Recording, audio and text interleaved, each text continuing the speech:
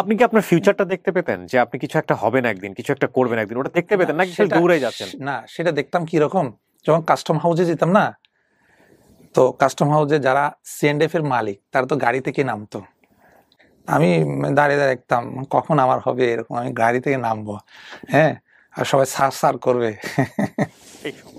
আমি বললাম একদিন তোমার একটা কথা বলি, কিছু মনে করিও না, তোমার স্বর্ণটা না আমাকে দিয়ে দিতে হবে। এটা বিয়ের অনেকদিন পরে? হ্যাঁ। কেন? কারণ ওখান থেকে ফোন দিচ্ছে আমাকে, মানে আমি তো এক সপ্তাহ পরে দেওয়ার কথা, কিন্তু এক সপ্তাহ পরে দিতে পারতেছি না, হুট করে কেমনে দিব।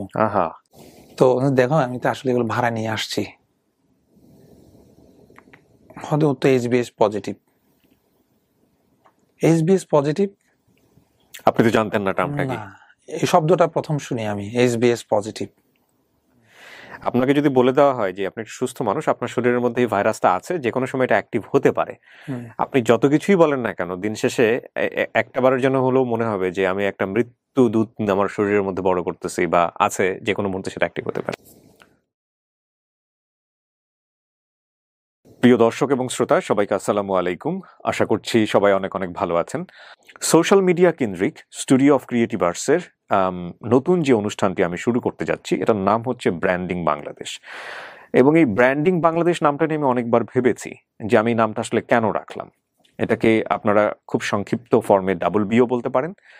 এবং এই ডাবল বি মূলত কি ধরনের অনুষ্ঠান সেটা আপনাদেরকে আমি মৌখিকভাবে ধারণা দেবার আগে আমি বরং একটা ছোট্ট এক্সপেরিমেন্ট করতে চাই। এক্সপেরিমেন্টটা হচ্ছে এটা, যে এই যে আজকে এপিসোডটা আপনারা দেখছেন, এটা একটা ফার্স্ট এপিসোড, আমরা বলতে পারি যে ব্র্যান্ডিং বাংলাদেশের এটা একটা ফার্স্ট এপিসোড। এই ফার্স্ট এপিসোড প্রচার হওয়ার পরে আরও 9টি এপিসোড প্রচার হবে, টোটাল 10টা এপিসোড। এবং এই 10টা এপিসোড প্রচার হওয়ার পরে আমি একটা ছোট্ট কুইজ কিংবা বলা যেতে পারে আপনাদের সঙ্গে একটা ছোট্ট ডিসকাশনে আসতে চাই, যে আপনারা এই 10টা এপিসোড দেখে কি বুঝলেন, যেটা আসলে কি ধরনের অনুষ্ঠান। তার আগে আমি আপনাদেরকে আসলে ধারণাই দিতে চাই না যে আমি আসলে কি করতে চাচ্ছি। অনেকেই মনে করতে পারেন যে এটা রেডিও অনুষ্ঠানের সঙ্গে মিল আছে, কিংবা জীবন গল্প অনুষ্ঠানের সঙ্গে মিল আছে, কিংবা সিক্রেটসের সঙ্গে মিল আছে, কিংবা আগে এবিসি রেডিওতে যে ধরনের অনুষ্ঠান করতাম সেটার সঙ্গে মিল আছে, বা ঢাকা এফএমে যে ধরনের অনুষ্ঠান করি, বা মাছরাঙা টেলিভিশনের সকালবেলার যে অনুষ্ঠানটা করি সেটার সঙ্গে মিল আছে। এই বিষয়গুলোর আমি আসলে কোনো অ্যান্সার এই মুহূর্তে দিতে চাচ্ছি না, এই কারণে যে এই ধরনের একটা আলোচনা ডিসকাশন খুবই এক্সপেক্টেড। কারণ সাধারণত আমার যে ধরনের কাজ দেখে আপনারা অভ্যস্ত, সেখান থেকে আমি একেবারে বের হয়ে গিয়ে আহামরি কিছু একটা রাতারাতি করে ফেলবো সেটা আমি এক্সপেক্ট করি না। এবং সেই ধরনের চিন্তাভাবনা আপনাদের ভেতরেও আসবে বা সেটা আপনারা খুব সাদরে গ্রহণ করবেন সেটাও আমি মনে করি না। তো সেই জায়গাটা থেকে আলোচনা হোক। তবে এতটুকু বলতে পারি, যা পড়তে যাচ্ছি, যা আপনাদেরকে দিতে যাচ্ছি এতদিনের অভিজ্ঞতা থেকে, তা নিশ্চয়ই নতুন কিছু। ধৈর্য ধরে অপেক্ষা করবেন, আগামী 9টি এপিসোড সহ আজকের এপিসোডটা টোটাল 10টা এপিসোড আপনারা মনোযোগ দিয়ে দেখবেন, এবং তারপর আপনারা বুঝতে পারবেন যে এই অনুষ্ঠানটি বা এই ধরনের অনুষ্ঠানের নাম কেন ব্র্যান্ডিং বাংলাদেশ করা হলো। ওকে, সো আজকে খুব রেসপেক্টিভলি আমি বলবো যে আমার সঙ্গে যিনি এখানে উপস্থিত আছেন, এই ভদ্রলোক জার্নি করেছেন প্রায় 8 থেকে 9 ঘন্টার মতো, চিটাগং থেকে এখানে এসছেন, এবং তিনি আমার এই ক্ষুদ্র কর্মের প্রথম অতিথি এবং প্রথম এপিসোডের প্রথম গেস্ট। চলুন তার সঙ্গে আমরা একটু পরিচিত হই। ভাই, প্রথমে নামটা একটু বলতে হবে। আমার নিকনেম শিমুল, পুরোটা নামটা হচ্ছে নাজমুল হাসান মাহমুদ। বয়স কত? 40-এর কাছাকাছি? না না, তাহলে 36। ওকে, ফাইন। আব্বা হচ্ছে বাংলাদেশ রেলওয়ের কর্মকর্তা ছিলেন, টানাপুরার মধ্যে সংসার চলে। এসএসসি দিয়ে আমি 98-এ, তো শহরে আর পড়া হয়নি। আব্বা বলছে তুমি করো, ওই পলিটেকনিক্যালে লেখাপড়া করো। তো আমি আব্বাকে বললাম না, আমার ওটা পড়তে ইচ্ছে করতেছে না, আমি হইলে একদম বিসিএস ইঞ্জিনিয়ারিং পড়বো, আর না হলে চট্টগ্রাম বিশ্ববিদ্যালয়ে পড়বো। কোন অবস্থায় মানে সায় দিচ্ছিল না। আব্বা যখন আমার জোরাজুরি করে নাই, বলছে ঠিক আছে তুমি তাহলে কলেজে ভর্তি হও। তো আবার আমি হিসাব করে দেখলাম আমার যে মার্কসটা আসলো ওটা দিয়ে আমি তো মেডিকেলে চান্স পাচ্ছি না। তো কমার্সে অ্যাডমিট নিলাম আমার নাজিরহাট কলেজে। মিড টার্ম পরীক্ষা হবে সামনে। তা আমার তখন আমার বন্ধু বান্ধব তো ছিল, তা বলছে কলেজে না এক সুন্দর মেয়ে আসছে, মানে খুব সুন্দর একটা মেয়ে আসছে, কমার্সে ভর্তি হয়েছে। আমি তো কমার্সের ফার্স্ট বয়। এবার ক্লাস করা শুরু করলাম। তো ক্লাস করতে গিয়ে তাকে আমি দেখলাম, ক্লাসে দেখলাম, প্রথম দেখা? প্রথম দেখা, জাস্ট একটা ক্লাস, মনে করেন সে আমার ক্লাসমেট হিসাবে আমি তাকে দেখলাম, কিন্তু কথা আমার একটা বয়স একটু কিছু এখনো, মানে কেউ যদি নিজে থেকে না বলে আমি কিন্তু কারোর সাথে কথা বলেন না। এরকম ফার্স্ট ইয়ার চলে গেল। ডিগ্রিতে ফার্স্ট ইয়ারের পরীক্ষা যখন হলো তখন আমি আবার ফার্স্ট হলাম। ও ছদ্মনাম ইউজ করতো কলেজে। ওকে।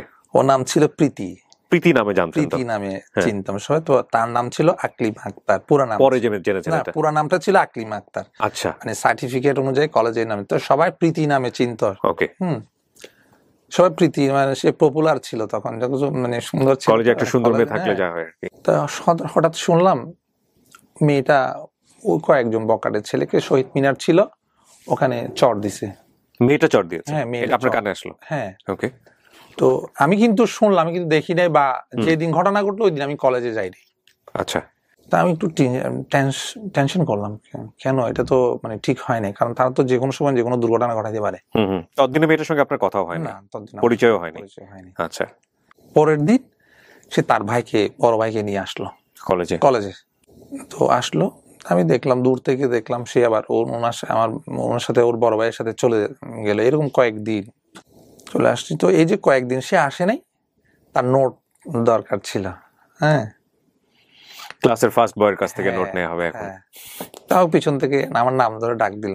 আচ্ছা। হ্যাঁ, মানে বাউন্ডারির বাইরে। এটাই প্রথম কথা? হ্যাঁ, আমার সাথে ওর প্রথম কথা সেখানে। এমনিতেই কি ওনাকে নিয়ে আপনি কিছু ভাবতেন কিনা দেখার পরে, যে না ভালো লাগে? কিছুই ছিল না, তখন অত বেশি মনে ছিল না। হ্যাঁ, পিছনে আমার ইকোনমিক্স এর নোটটা, অমুক স্যারের নোটটা, তুমি তো আসছিলা, আমাকে একটু দাও না। ঠিক আছে, আমার খাতাটা নিয়ে যাও, ওখানে আছে সব। আমি দিয়ে দিলাম। তো ওর বাড়ি যেখানে, ও সব সময় একটা পরিচয় দিত, ওর বাড়ি যেখানে সেখানে পরিচয় সে আমাকে মানে কাউকে দিত না।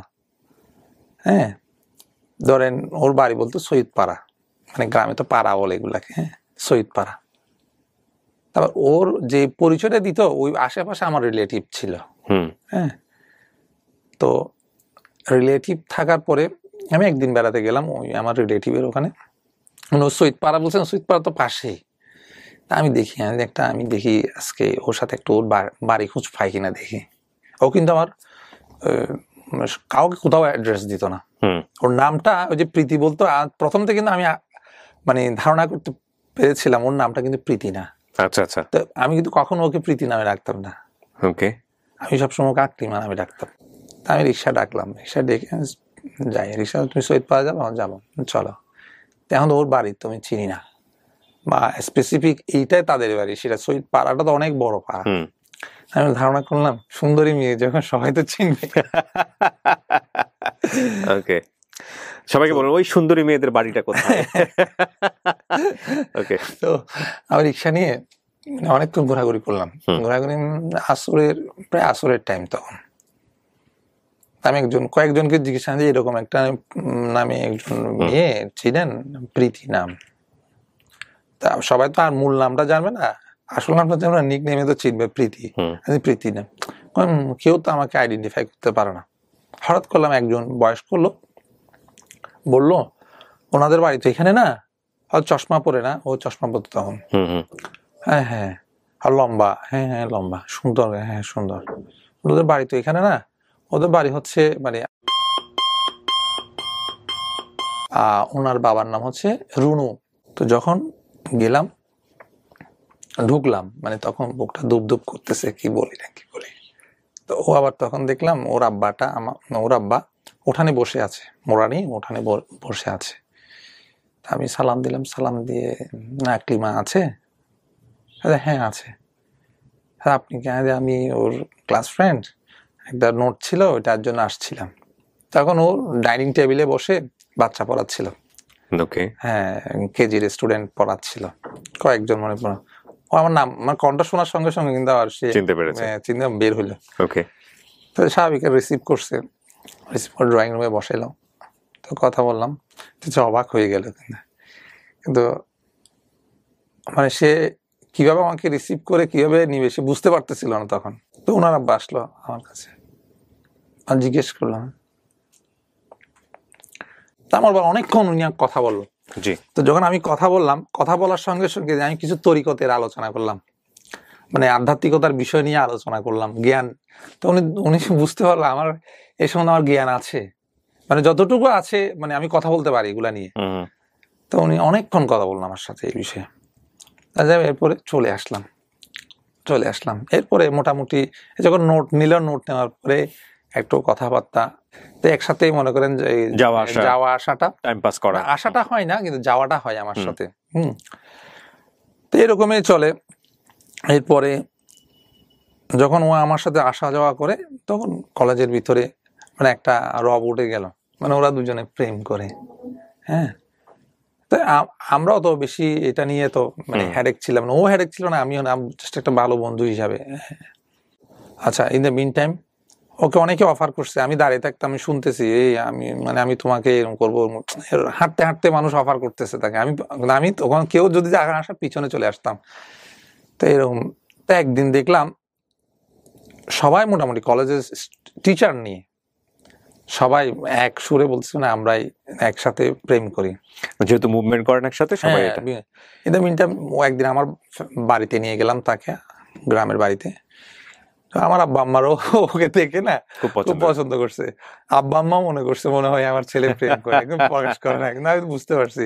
আমার ভাইরাও দেখি, আমার ভাই বোনরাও মোটামুটি সবাই রিসিভ করছে। এবং এরপরে ঈদে আমি ওদের বাড়িতে গেলাম, ঈদের সময় বাড়িতে গেলাম। তো এরপরে দেখি আমার ভাইও গেছে, আমার ছোট ভাইটা, এই কেমন কেমন খবর নিয়ে ও চলে গেছে। দুর্ভাগ্যবশত মানে আমি ফেল করে ফেললাম, ক্লাসের ফার্স্ট বয় ফেল করে ফেললাম। আমি ফেল করলাম, একমাত্র ওই পাস করছে, আমাদের ব্যাচের সবাই ফেল, মানে ডিগ্রি ফাইনাল পরীক্ষায়। এটা আমি তো মেনে নিতে পারতেছিলাম না। খুব স্বাভাবিক, এটা অসম্ভব ব্যাপার, আমি তো ফেল করার লোক না বা ছেলে না। কিসে ফেল করলাম? ইংরেজিতে। চলে আসলো ইয়াতে, শহর, ও গ্রামেই ছিল। আমি আমার মতো করে আবার প্রিপারেশন নিয়ে, এখন কি আমি কি একটা পরীক্ষা দিব নাকি সবগুলা দিব? একটা পরীক্ষা দিয়ে পাশ করা আমার জন্য আবার কি কেমন, একটা পরীক্ষার এফার্ট দিয়ে পাশ করব?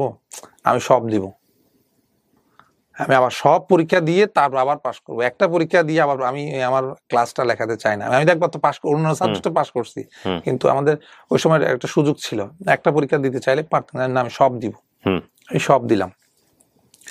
ইন দ্য মিন টাইম আমি একটা বিজনেস শুরু করলাম, মানে আমার স্ট্রাগল জীবনের প্রথম, মানে বাবা তো রিটায়ার্ড, কিছু করতে হবে। তো আমার এক বন্ধু আমাকে, শুরু করলাম না ওইরকম, আমার এক বন্ধু এসে আমাকে বললো, স্কুল ফ্রেন্ড, সে আমাদের স্কুল ফ্রেন্ড, হয়তো বনফুলের একটা এজেন্ট দিচ্ছে, অল্প টাকা হলে চলে। বনফুল মিষ্টি, ওই যে বনফুল মিষ্টি, কত টাকা লাগবে? হয়তো মনে হয় 20-25 হাজার টাকা দিলে হবে। আব্বাকে বললাম, যেহেতু আমি তো মনে করেন ডিগ্রি আবার নতুন করে, আমার ক্লাসটা তত বেশি করতে হচ্ছে না, তাই ফাঁকে ফাঁকে এই কাজটা আমি শুরু করলাম। আব্বাকে বললাম, আমি ব্যবসা করবো। কি ব্যবসা? আমি এজেন্ট নিব। হয়তো না, এগুলো তো পারবো না। কেন? হ্যাঁ, আমাদের ফ্যামিলিতে কেউ ব্যবসা করে নাই, আমাদের ফ্যামিলিতে সবাই চাকরিজীবী। তোমার দাদা করছে, আমি করছি, আমার দাদার দাদাও করছে, সবাই চাকরি, কেউ তো বাইরে যাবে। আমার বাংলাদেশ রেলওয়ের সাথে সম্পৃক্ত সবাই। হয়তো না, তুমি পারবো না। হয়তো না, আমি পারবো।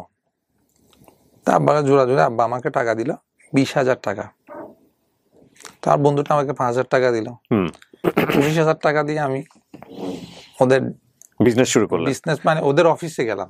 ওদের অফিসে গেলাম, হ্যাঁ, ওদের সব বায়োডাটা দিলাম, সব লিস্ট করলাম। তো বলছে মাল কিনো। ঠিক আছে, মাল কিনবো। কত টাকার মাল কিনবি? না 25,000 টাকা। না, 25,000 টাকা মাল তো দেওয়া যাবে না। কেন? আমার গাড়িটা পৌঁছতে এখানে একটা তেল খরচ আছে না, তেল খরচের জন্য 50,000 টাকার মাল কিনতে হবে। তো আমি কোথায় পাই আর 25,000 টাকা? আচ্ছা, এসে দুই বন্ধু মিলে আবার মানে চিন্তা করলাম, তো ধার করলাম। কত সালের গল্প এটা? এটা 2004-এর দিকে। 2004-এ আমি আমাদের রেজাল্ট দিল। কিন্তু এই জিনিসগুলো কিনে আপনি বিজনেস করবেন কোথায়? দোকান কেনা হয়েছে? না না, দোকান কেনা হয়নি। এজেন্ট হলে একটা রুম নিলে তো হয়। ও আচ্ছা আচ্ছা, আপনি কিনে নিয়ে আবার বিভিন্ন দোকানে দিয়ে দোকানে সেল। আচ্ছা আচ্ছা আচ্ছা, ওকে। বিজনেস তো তখন ধারণা ছিল না, আমি তো অত খুব সহজ মনে করছিলাম, Right. আসলে তো অত সহজ না রাইট বিজনেসটা। Right it's difficult. হ্যাঁ, তো করলাম কি, ধার করে আবার 50,000 টাকা নিয়ে গেলাম, 50 মাল দিল। যেহেতু আমার ক্যাপিটাল ছিল না, আমাকে সব টানির মধ্যেই বিজনেসটাকে রান করতে হতো। তখন আমি তো অত সময় দিতে, আমি তো আমার পড়ার মধ্যে মনোযোগ, কারণ আমি একটা পরীক্ষা দেবো না, আমাকে সব পরীক্ষা দিতে হবে। আমি পড়া নিয়ে ব্যস্ত থাকতাম, ওই আমার বন্ধুটাই বিজনেস দেখাশোনা করতো, আচ্ছা সে ওয়ার্কিং পার্টনার হিসেবে ছিল। তো আমার সবসময় একটা টেনশন কাজ করতো, প্রতিবারে মাল আনতে আবার কিছু একটা ইনভেস্ট করতে হতো। ওকে, ওই টাকাটা আসবে কোথা আবার কোথা থেকে আসবে, আবার আব্বু থেকে নেওয়া বা বোনদের কাছ থেকে, আমার বোন যিনি বিয়ে হয়ে গেছে উনি তো আমার দুলাভাইয়ের কাছ থেকে মানে চেয়ে নেওয়া, এরকম টুকটাক আবার দিয়ে দেওয়া, এগুলা এরকম করতাম। কিন্তু আমার পরীক্ষা হয়ে যাওয়ার পরে এসে তো আর আমার তেমন একটা আকলিমার সঙ্গে আর যোগাযোগ নাই? যোগাযোগ হয় না। মাঝে মধ্যে তখন ফোন বের হইলো, দোকান ছিল তো ওদের বাড়ির পাশে একটা, এরকম আমাদের যেরকম বাড়ির পাশে একটা ফোন সেন্টার ছিল, ওখান থেকে কল করতাম, ওর নাম্বারটা নিয়ে আমি ফোনে কথা বলতাম, জাস্ট হাই হ্যালো কেমন আছে ডেকে দিতে বললে ডেকে দিত, 10-20 মিনিট ওখানে কথা বলতাম এমনি জাস্ট। সিটি কলেজে ম্যানেজমেন্টে মাস্টার্স করার জন্য ভর্তি হলো, আমি পড়ালেখা শুরু করলাম, এদিকে পরীক্ষা দিব। আবার পরীক্ষা দেওয়ার বিজনেসের ভিতরে অনেক আমার সে ঈদ আসলো, আমি অনেক ইনভেস্ট করলাম, আমার বন্ধুটা মিন্দাম একটা সময়ে দেখলাম যে ক্যাপিটালের ঘাটতি হলো। আমি হিসাব ঠিক আছে, ক্যাপিটাল নাই, কিন্তু আমি ক্যাপিটাল এনে দিলাম, ক্যাপিটাল কই? সে বলছে আমি জানি না। কি জানো না? এটা কি অসম্ভব? জানো, তোমাকে হিসাবে বসো। দেখি আমার মার্কেটের ক্রেডিটে যেগুলো ক্রেডিট দেওয়া হলো, কিন্তু আমার ওখানে খাতায় নাই। ও হ্যাঁ, আঘাত পেলাম এটা।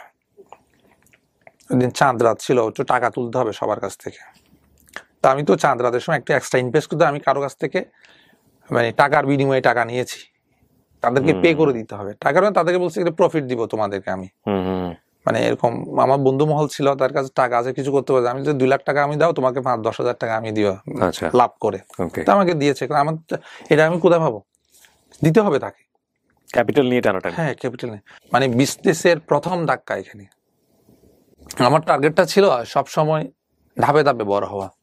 তা আমি তো ফটিকছড়ি এরিয়ার এজেন্ট ছিলাম, তা আমার চিন্তা যে আমি ফটিকছড়ি না, আমি একটু হাটহাজারি যেতে হবে, মানে একটু বড় করা, মানে এরিয়াটাকে আর একটু বড় করতে হবে। ইন দ্য মিন টাইম আমি ওই বনফুল কোম্পানিকে অফিসকে বলে আমি ওই এরিয়াটাও নিয়ে ফেললাম। ওই ঈদের পরে কিন্তু আবার আমার বন্ধুটার সাথে আমার সেপারেশন হয়ে গেল, কারণ সে আমার ক্যাপিটাল ঘাটতি করে দিল।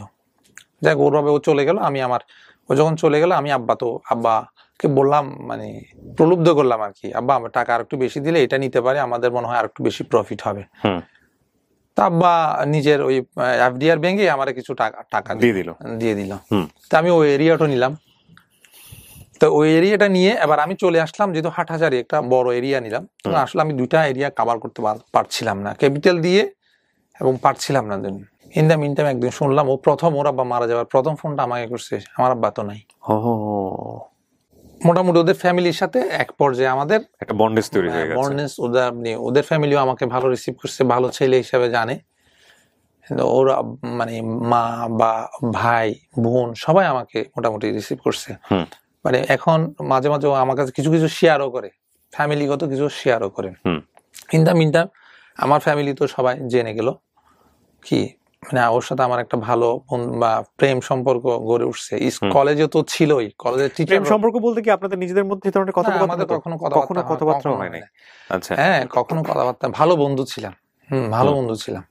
একটা জিনিসকে ভয় পেতাম সব সময়, সেটা হচ্ছে যে আমি প্রেম করব, কিন্তু তো দুজন তো বয়স তো সমান, একই ক্লাসমেট, তো প্রেম করে তো লাভ নাই, সেটা আসবে না, হয়তো মানে নিজের লাইফকে কেন জ্বালিয়ে ফেলবো, সময় নষ্ট হবে না। সেজন্য ওই কথাটা কখনো বলার, মানে মনে চাইলেও বলার সুযোগ দিই নেই, বলার কখনো সুযোগ দিই নেই এটাকে। কারণ আমি জানি সে একটু জেদি টাইপের মেয়ে ছিল, অসম্ভব জেদ তার, অসম্ভব রাগ, সে অসম্ভব রাগ ওর। তো সে আমাকে অনেকবার তুই করে বলার মানে প্রপোজ করছে, আমি কিন্তু ওটাকে ডিনাই করছি, না তুই তাই কোনো শব্দ নাই, তুমি বলো আমার সাথে, তুই কি এগুলা। ইন দ্য মিন টাইম যে কোনো কারণে আমি ব্যবসা চালাতে আর পারতেছিলাম না, আমার ব্যবসাটা ডিস্ট্রয় হয়ে গেল, বন্ধ হয়ে গেল। মানে আমি ক্যাপিটাল লস খেতে খেতে আমার ব্যবসাটা বন্ধ হয়ে গিয়েছিল। কি করব আর এদিকে মানে আমার তো একটা আশা নিয়ে আসছিলাম, আবার অনেক টাকা তো লস করে দিলাম, ডিসহার্টেড হয়ে গেছিলাম। তো আমি তো বেকার, হ্যাঁ, এদিকে লেখাপড়া, মানে সবে মাত্র মাস্টার্সে ভর্তি হলাম। তা আমি ওকে একদিন জিজ্ঞেস করেছিলাম, আমি তোমার বড় বোনের হাজবেন্ড কি করে? আর এক্সপোর্ট ইম্পোর্টের বিজনেস করে।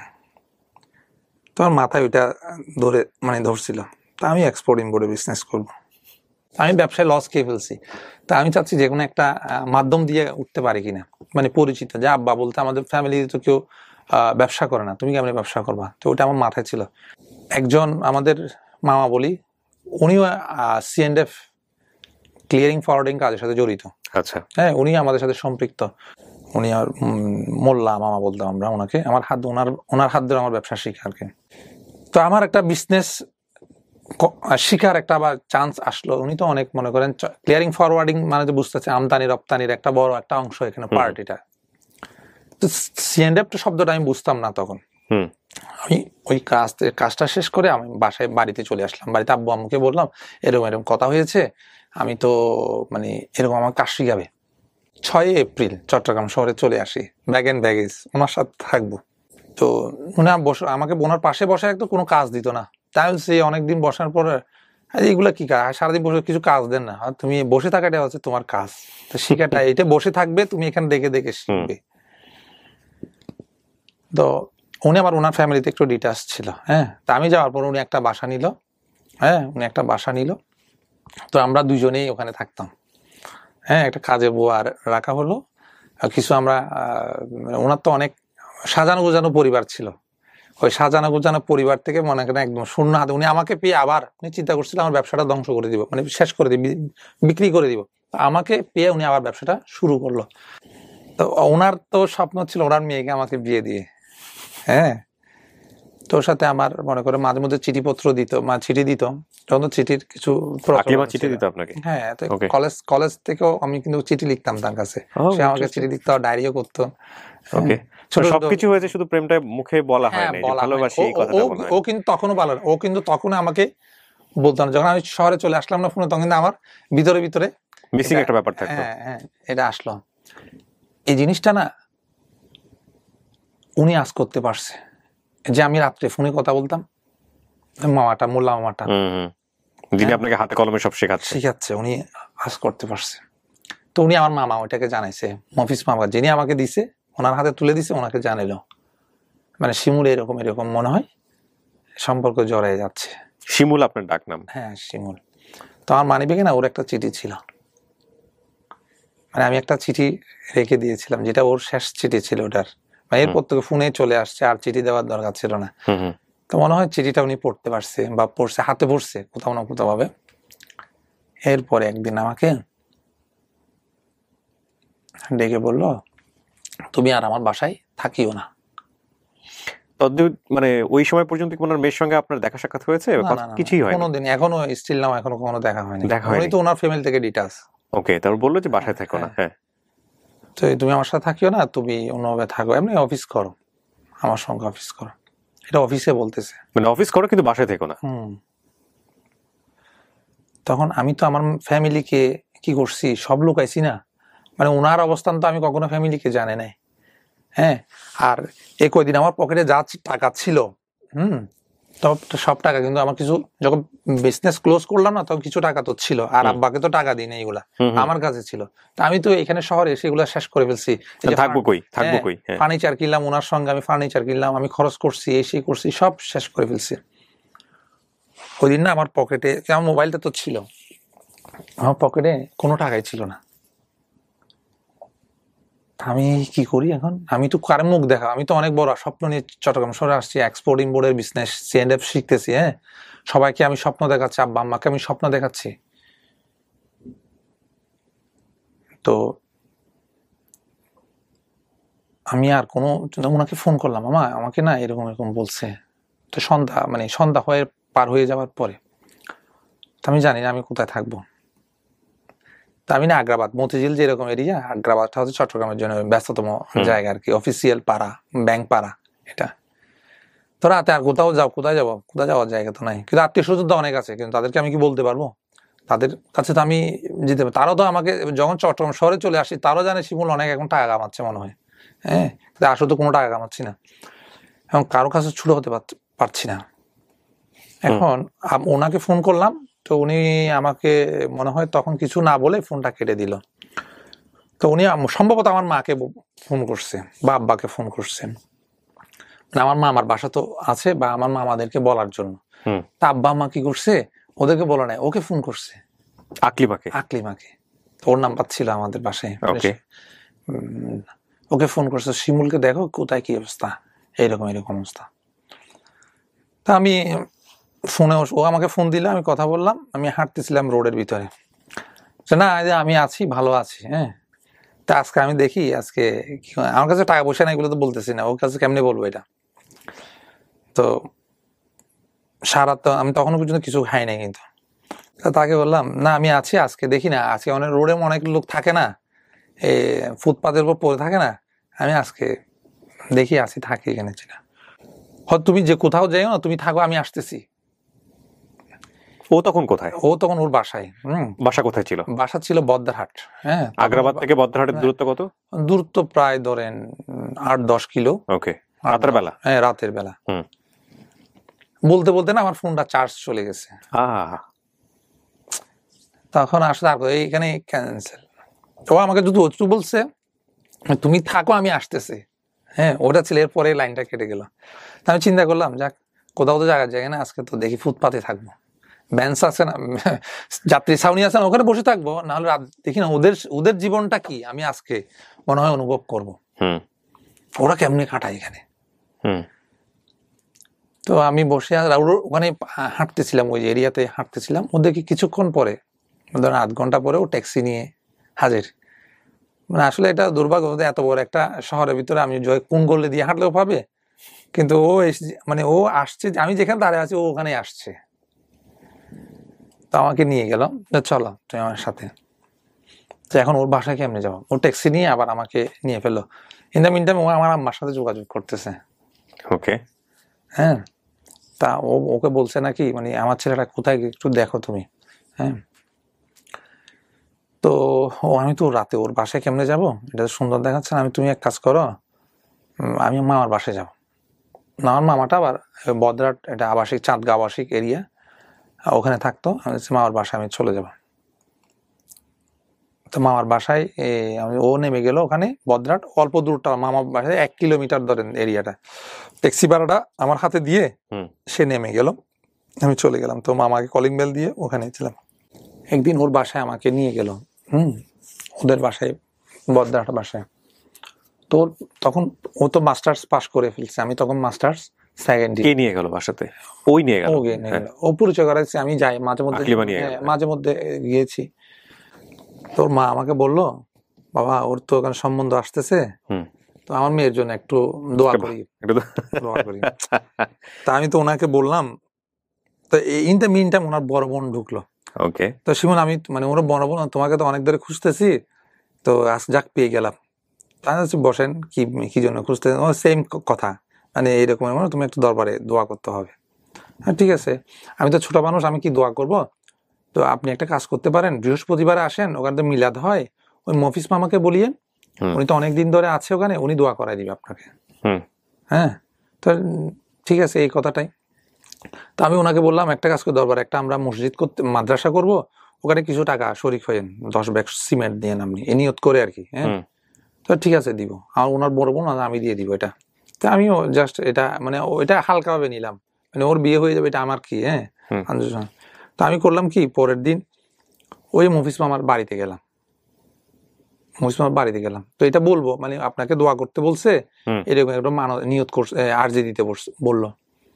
তো ওনার সাথে কথা বলতে অনেক রাত, ওনার রুমে শুয়ে আছে, দুইজনে একসাথে শুয়ে আছে। হ্যাঁ, উনি আবার, আমি গেলে উনি আমার সাথে, মানে ওনার, মানে ওনাকে আমাকে পাশে রেখে উনি ঘুমাতো। আচ্ছা আচ্ছা, আমাকে খুব বেশি স্নেহ করে, এখনো করে উনি। ওকে, তো উনি আমার কথাটা শুনে না, আমি ওনার মেয়ের এরকম বিয়ে হয়ে যাবে, আপনাকে দোয়া করতে বলছে, একটু দরবার আরজিতে বলছে। উনি অনেকক্ষণ চুপ মারেছিল, মানে আমার সাথে কথা বলে উনি এক ধ্যানে অনেকক্ষণ চুপ ছিল। তো বলছে, শিমুল, তুমি করলে কি হয়, বিয়েটা তুমি করলে কি হয়, দূর, কি বলেন, চাল নাই চুলা নাই।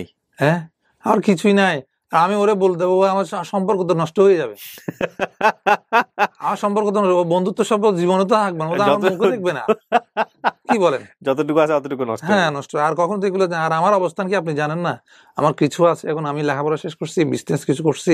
It's a very important part of this story. এতক্ষণ যারা শুনছিলেন, খুব ইম্পর্টেন্ট পার্ট। আমরা এই অনুষ্ঠানের নামটা কেন ব্র্যান্ডিং বাংলাদেশ রাখলাম সেটা আমি আপনাদেরকে বলেছি, আমি ডিফাইন করব না। অ্যাটলিস্ট 10টা এপিসোড দেখার পরে আপনারা বুঝতে পারবেন যে এই অনুষ্ঠানটা কেন different. Of course it's a life story, but কেন ডিফারেন্ট, এবং আপনারাই বুঝতে পারবেন যে কেন ব্র্যান্ডিং বাংলাদেশ হলো।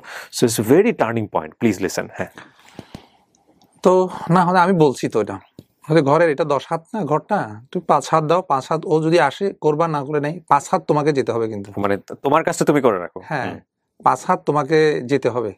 এখন আমি তো ওনাকে মুরব্বী মানি, মানে তরিকতের জগতে ওনাকে আমি মুরব্বী মানতাম, এখনো মানি। আচ্ছা উনি যখন বলছে এটা খুব বলি না, নিশ্চয়ই একটা কোনো একটা ইস্যু তো আছে। তো ওকে ফোন দিলাম পরের দিন, ওখান থেকে বের হয়ে আসার সময়, আমি তোমার সাথে আজকে একটু কথা আছে আমার। তো বলছে হ্যাঁ তোমার একটু জরুরি কথা আছে, একটু সময় দিতে হবে আমাকে। তো বলছে আমি তো চাকরিতে আছি, ও চাকরি করতেছে কিন্তু, তো আমার সময়টা এখন শেষ হবে, এতক্ষণে শেষ হবে, এরপর আসলে হবে? হবে। তা আমি ওকে বললাম তুমি এক কাজ করিও না, হ্যাঁ আমি আসবো এখানে, তুমি এখানে আসিও। তো আসলাম, এসে একটা গাড়ি নিলাম, গাড়ি নিয়ে বিচে চলে গেলাম, পতেঙ্গা বিচ যেটা আছে না, পতেঙ্গা বিচে চলে গেলাম। তো পাথরের উপর বসলাম দুজনে, পাশাপাশি মানে একটু দূরত্ব রেখেই বসি, কারণ ওকে কখনো আমি কিন্তু একটা অনেক দিনের সম্পর্ক, কখনো ওকে হাতে টাচ করি না, আমি স্পর্শ করি, মানে ওর হাত ধরি না, দুষ্টামি করি না, গায়ে হাত লাগাই না কোনোদিন। আমি তাকে এই ঘটনা বললাম, এরকম এরকম বলছে, এরকম এরকম। আর তুমি কি বলো?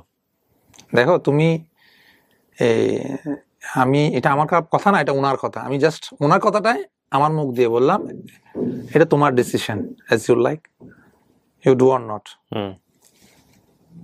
আমি আসলে আশা করেছিলাম ও আমাকে তখনই না বলবে, আমি আশা করেছিলাম। তখন ও চোখ দিয়ে পানি পড়তেছে, আমি ভয় পেয়ে গেলাম, আরে কি বিপদ রে, এরকম একটা পাবলিক প্লেসে, পাবলিক প্লেস। তো আমাকে বললাম আচ্ছা যদি আমি হ্যাঁ বলি, আমার তো এখন বিয়ের বয়স, তোমার তো কিছুই নাই, তো তুমি আমাকে কিভাবে বিয়ে করবে? তুমি ইয়েস বলে হ্যাঁ বলে হ্যাঁ বলো, না বলে না বলো, আমি অতটুকুই আনসার শুনতে চাই। তোমাকে হ্যাঁ বললো, হ্যাঁ বললো, তখন আমার গাটা মানে শরীরটা না ভর হয়ে গেল। আমি আশা করছি কি ও বললো কি, আচ্ছা চলো, সন্ধ্যা হয়ে গেছে, চলো। তো গাড়িতে চলে আসতেছি, তো সে প্রথম, মনে হয় সে প্রথম ওই দিন আমার হাতটা ধরছে, সেই প্রথম ধরেছে। হ্যাঁ আমার হাতটা এরকম ছিল, হ্যাঁ সে আমার হাতটা ধরছে, তো হাত মানে একটু ছুঁয়েছে আর কি, তখন অত বেশি না, হাত ছুঁয়ালো। তো বাসায় চলে আসছে, ওকে নামা দিয়ে আমি মামার বাসায় চলে আসলাম। তা মামাকে বললাম মামা আমাকে তো এরকম হ্যাঁ বলছে। এখন এর পরিবারের ভিতরে এখন ও যা যুদ্ধ করতেছে এগুলো ওই করতেছে, আমার তো কিছু নাই এখানে, মানে ওর ফ্যামিলি কিভাবে রাজি করবে এগুলো ওর, মানে ওর বিষয়, হ্যাঁ। একদিন না ও আমাকে ফোন করে বলল, মানে আমার তো বিয়ে ঠিক হয়ে যাচ্ছে এরকম। তো আমি তো মুশকিলের ভিতর পড়ে গেলাম, এখন একটা স্বপ্ন দেখলাম, আর স্বপ্নটা মানে অল্প দিনে ভেঙে যাচ্ছে, ধরুন 1 মাসের মধ্যে স্বপ্নটা ভেঙে যাচ্ছে। মনে করে ধরুন 1 মাস আমার প্রেমের সম্পর্ক, তখনও সে কিন্তু আমাকে ডিরেক্টলি আমার সাথে যোগাযোগ বা প্রেমের সম্পর্ক গড়ে, সে হয়তো আমাকে মানে তাৎক্ষণিক একটা রিফিউজ না করে একটু ঘুরিয়ে পেঁচিয়ে রিফিউজ করার জন্য সে আমাকে একটু অভিনয় করলো। তো সে চেয়েছিল মানে ওদের পরিবার আমাকে না বলবে, তারপর আমি পিছিয়ে চলে আসব। তো ইন দ্য মিন টাইম ওনার মামা, এখন ওনারা আবার ওনাদের পরিবার তো অনেক, আত্মীয় স্বজন তো অনেক বড়, হ্যাঁ ওনাদের মামাদেরকে এগুলো শোনাইতে পারতেছে না। কারণ ওনার মামা আত্মীয় স্বজন একজনে একটা প্রপোজাল নিয়ে আসছে, প্রপোজাল নিয়ে আসার পরে একদম সব ফাইনাল, সব দিন তারিখ সব ফাইনাল করে ফেললো ওরা, জাস্ট দেখা দেখি হবে ওখানে, ইয়েস নো হয়ে যাবে, মানে অনুষ্ঠান হয়ে যাবে আগে ফাইনাল, কিন্তু তখন দেখা হয় নাই।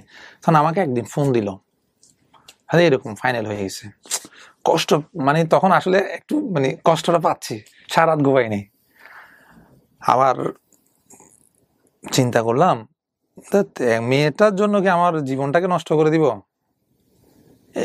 মানে চলে গেলে আর না থাকলে তো কপালে, না থাকলে তো নাই। আমি তো বলেছিলাম হয় আসবে, ও নিজ থেকে আসলে হবে, না হলে হবে না। দেখি আমি দুপুর 4টা অফিস শেষ করে আমার অফিসের পাশাপাশি এসে ফোন করছে, আমি এখানে আসছি, তুমি আসো। তা আসলাম, আবার বিচে গেলাম, বসলাম। তো আমাকে আশ্বাস করলো, মানে তখনই আমাকে একদম ফাইনাল জানিয়ে দিল, মানে তুমি মানে এনশিওর থাকো আমাদের সম্পর্কটা নষ্ট হচ্ছে না। তখন ওই দিন থেকে আমি ধরে নিলাম আমার আর বন্ধনটা ছিঁড়বে না। মানে নেভাল ছিল, যেখানে জাহাজ, অনেকগুলো জাহাজ আমি একবার গিয়েছি, আমার মনে আছে, মানে বসে বসে বড় বড় পাথর, পাথর, ওখানে বসে বসে। তো চলে আসলাম কথাবার্তা বলে। তো ওই দিন থেকে মোটামুটি আমি ধরে নিলাম আর আমার সম্পর্কটা নষ্ট হচ্ছে না। তখন আমার কোনো ইনকাম ছিল না। তা মামা বলছিল, ছেলে তো মানে ও তো একটু 1 বছর সময় লাগবে আমার ঘরে তুলে আনতে, 1টা বছর আপনাকে সময় দিতে হবে, জাস্ট আমরা আগ পড়াই রাখবো, তারপর আমরা নিয়ে আসবো 1 বছর পরে। তো মানে ওনার মামারা বলতেছে, না 1 বছর মেয়েকে কেমনে আমরা এইভাবে রাখবো, রাখা যাবে না, মেয়েকে তুলে নিতে হবে। তা আমার অবস্থা তো আর ওর মামারা জানে না, আর আমার অবস্থানগুলা ওরা ওদের মামাকে শোনাতে চাচ্ছে না। ওকে, হয়তো আজকে অনুষ্ঠানের মাধ্যমে শুনতে পারে কেউ কেউ।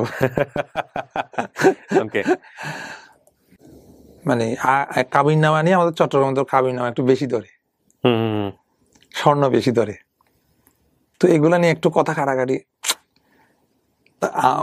আমি করছি কি, ফোন করছি, তো আমি যে তুমি স্বর্ণ নিয়ে কেন চিন্তা করতেছো? ধরেন ওরা চাচ্ছে 20 লাখ টাকা কামিন, হ্যাঁ, এই 10 ভরি 15 ভরি এরকম বেশি করে স্বর্ণ। তা আমার ছেলে তত অবস্থার নাই, দিতে পারবে না। তা আমি ফোন করছি, যখন আমি শুনতে পাচ্ছি এখানে কথা কাটাকাটি হচ্ছে, কাটাকাটি হয়ে গেলে তো আবার অনুষ্ঠান নষ্ট হয়ে যাবে। আমি একটু কৌশল অবলম্বন করলাম, আর দূর, যা বলে তুমি রাজি হয়ে যাও, তুমি যা বলে দেওয়ার মালিক তো আমি, রাজি হয়ে যাও। তোমার 10 ভরি দিব না 8 ভরি দিব না 20 ভরি দিব, এটা আমার দায়িত্ব। আমি তোমার বেশি দিলে সমস্যা আছে, ওনার বড় বোনকে ফোন দিলাম, আপা এগুলো নিয়ে চিন্তা করেন না, এগুলো দেওয়ার মালিক তো আমি। আমার আগদ অনুষ্ঠান মানে হয়ে গেল। তো আমার আসলে খুব বেশি টাকা ছিল না। মানে আক্ত বলতে আসলে কাবিননামায় সাইন করা, ওইটা আমার তুলে নেওয়া হয়নি এখন পর্যন্ত। তুলে নেওয়া হয়নি। ওকে, এখনো কিন্তু মামার বাসা থেকে আক্ত করেছি আমি, নিজের বাড়িতেও না। নিজের বাড়িতেও না। পয়েন্ট। হ্যাঁ, এরপর যখন আমি এবার ওদের বাসায় যাওয়া আসা শুরু হলো, মানে আনুষ্ঠানিক ভাবে আর কি, মানে বন্ধু বান্ধব নিয়ে যাওয়া, ভাইদেরকে নিয়ে যাওয়া, এভাবে অনুষ্ঠানে গেলাম। তা মামার বাসায় থাকতেছি, ওদের বাসায় মাঝে মধ্যে গিয়েছি। একদিন আমাদের একটা ব্লাড ডোনার্স ব্যাংক ছিল, আঞ্জুমানে মুত্তাবিনী গাউসে মাইজ ব্যান্ড, একটা ব্লাড ডোনার্স, আমরা মানুষকে স্বেচ্ছায় রক্ত দিই। হ্যাঁ, কেউ ফোন করলে আমরা গিয়ে রক্ত দিয়ে আসি। তখন আমি বেশ কয়েকবার এরকম রক্ত দিয়েছি। তো একদিন একজনে ফোন করলো, চিটাং মেডিকেলে রক্ত দিতে হবে। আমি তো ওকে যাবো, আমি দিয়ে আসবো। তা আমি গিয়ে দিয়ে আসলাম। দিয়ে আসার পরে মানে ক্লান্ত লাগছিল, এসে বিকেলে ঘুমাইলাম। ঘুমানোর পরে আমার মামন্ত ভাইকে ফোন করলো, মানে শিমুল কোথায়, মানে যাকে রক্ত দিয়েছি আবার এটা ওনাদের আত্মীয় ছিল। হয়তো শিমুল তো ঘুমাচ্ছে, হয়তো ও তো এইচবিএস পজিটিভ। এইচবিএস পজিটিভ আপনি তো জানতেন না টার্মটা কি? এই শব্দটা প্রথম শুনি আমি, এইচবিএস পজিটিভ। তো আমার মামা তো ওকে রেস্টে দাও। বিয়ে হয়েছে কয়দিন তখন? ধরেন 4-5 মাস তো পার হয়ে গেল। তখন 4-5 মাস পার হয়ে গেছে, এখন পর্যন্ত বউকে নিজের সংসারে আনা হয় না। তখন আমি তো মামার বাসায়, তখন আপনি নিজে মামার বাসায়। ওই সময় এরকম একটা রেজাল্ট আসলো। এটা মানে ও মানে লিভার সিরোসিস জাতীয় অসুখ আর কি। হ্যাঁ, একটা ডাক্তার দেখলাম, বিশ্বজিৎ দত্ত, ওনাকে রিপোর্টটা দেখানোর পরে উনি আমাকে জাস্ট, না আপনারটা তো ইনঅ্যাক্টিভ, খুব একটা সমস্যা নেই, আপনি লাইফ লিড করেন, কোনো ওষুধপত্রের দরকার নেই। তারপরেও নিজকে আর মানায় নিতে পারতেছিলাম না। ধরেন তখন আমার এমন হলো, সর্দি কাশি গায়ে জ্বর এগুলো লেগেই, মানে এরপর থেকে লেগেই আছে। সাইকোলজিক্যালি দুর্বল হয়ে যাওয়া, যেটাকে দুর্বল বলে। হয়ে যাচ্ছি আমি মানসিক, যেহেতু ফাইন্যান্স নাই আমার ফাইন্যান্স নাই, বিয়ে করে ফেলছি, বিয়ে করে ফেলছি, আমার প্রতিষ্ঠান ঠিক হয় নাই, কিছু ঠিক হয় নাই। আব্বা আম্মার স্বপ্ন ছিল আমার ছেলে মানে কিছু ইনকাম করবে, বড় হবে, কিছুই নাই। এখন আমি কি করব? এখন পরিবারের বড় ছেলে, এর মাঝখানে শরীরে এত বড় একটা অসুখ, এত বড় একটা অসুখ। অসুখের চিন্তাটা মাথায় থেকে বাদ দিয়ে দিলাম। অসুখ এগুলা ঘুমন্ত আগ্নেয়গিরির মতো। আপনি যতই বাদ দেন না কেন, আমাদের একটা কথা আছে সাবসিকুয়েন্ট মাইন্ড, অবচেতন মন পিন কিন্তু করতেই থাকে। হয়তো আপনি বুঝতে পারছেন না। আপনাকে যদি বলে দেওয়া হয় যে আপনি একটা সুস্থ মানুষ, আপনার শরীরের মধ্যে এই ভাইরাসটা আছে, যে কোনো সময় এটা অ্যাক্টিভ হতে পারে, আপনি যত কিছুই বলেন না কেন, দিন শেষে একটা বারের জন্য হলেও মনে হবে যে আমি একটা মৃত্যু দূত আমার শরীরের মধ্যে বড় করতেছি, বা আছে, যে কোনো মুহূর্তে সেটা অ্যাক্টিভ হতে পারে। সো এটা সাইলেন্টলি কাজ করে, বাট ওভারকাম করতে হয়। কারণ আমি তো এক সংগ্রামী জীবনের সাথে আছি। আমাকে এটা যদি মাথায় আনে, আমার কাজ, আমি লক্ষ্য পৌঁছতে পারবো না। This is the main thing of the story. Okay, তারপর মনে করেন আমি ঢাকা শহরে আসতাম, বাসে করে আসতাম, এসে হাতির ফকিরারপুল নামতাম। আপনি কি ঢাকাতে চলে আসলেন তখন? না, এই যে সিএনএফ বিজনেসটা হচ্ছে ইম্পোর্টার বেস। আচ্ছা, ইম্পোর্টার আপনাকে কাজ দিবে, ও ডকুমেন্ট দিবে, আপনি ক্লিয়ারিং করবেন। হ্যাঁ, ওকে। তা আমি আমার ওই ছোটখাটো ফ্লাইং বিজনেস যেটা করতাম, ওটার সাথে আমি দেখছি আমার এটাকে করতে হবে। কারণ আমার একটা মাথায় ছিল, আমি যখন ওই যে লাইসেন্স, কাস্টমস পারপাস একটা লাইসেন্স করতে হয়, যেটি সরকার কাস্টমস লাইসেন্স এন্ট্রি হওয়ার জন্য, তো আমি ওই লাইসেন্সটা আমার হুজুরকে দিয়েছিলাম। তো হুজুর আমার জন্য যখন একটু দোয়া করছিল, আমার একটা মানসিক বিশ্বাস ছিল, সবার দোয়া ফেল হইতে পারে, ওনার দোয়া ফেল হইতে পারে না। আল্লাহ ওনার দোয়াটা অবশ্যই কবুল করবে। মানে ওটাকে আমি ধারণ করে আমার সংগ্রামী জীবনটাকে আমি শুরু করলাম। ঢাকায় আসলাম, এসে তখন কি বাসা নেওয়া হয়েছে চিটাগাং? না, তখনও হয়নি। তখনও হয়নি। তো এসে বিভিন্ন জনের কাছে ঘুরতেছি, কেউ রেসপন্স আমাকে দেয় না। আমার বিয়ে হলো। বিয়ে মানে আপনি তাকে নিয়ে আসলেন? বিয়ে তো আসলে কাবিনেই হয়ে যায়। না, বিয়ে অনুষ্ঠান, তুলে আনা, এগুলো তো ঝাঁকজমক ভাবে হয়। হ্যাঁ, তুলে আনাটা হলো কি, আমি তো গ্রামে থাকতাম তখন, আর তো শহরে ছিলাম। তো বাসা নিয়ে ফেললাম, বাসা নিয়ে কিছু আপনার ফার্নিচার কিনলাম, ও আর মিলে, আমি দুজনে মিলে কিনলাম আর কি। তো বিয়ের দিন না, তোর সাথে আমার কথা ছিল 8 ভরি স্বর্ণ। আমার তো 8 ভরি স্বর্ণ জোগাড় টাকা হয়নি।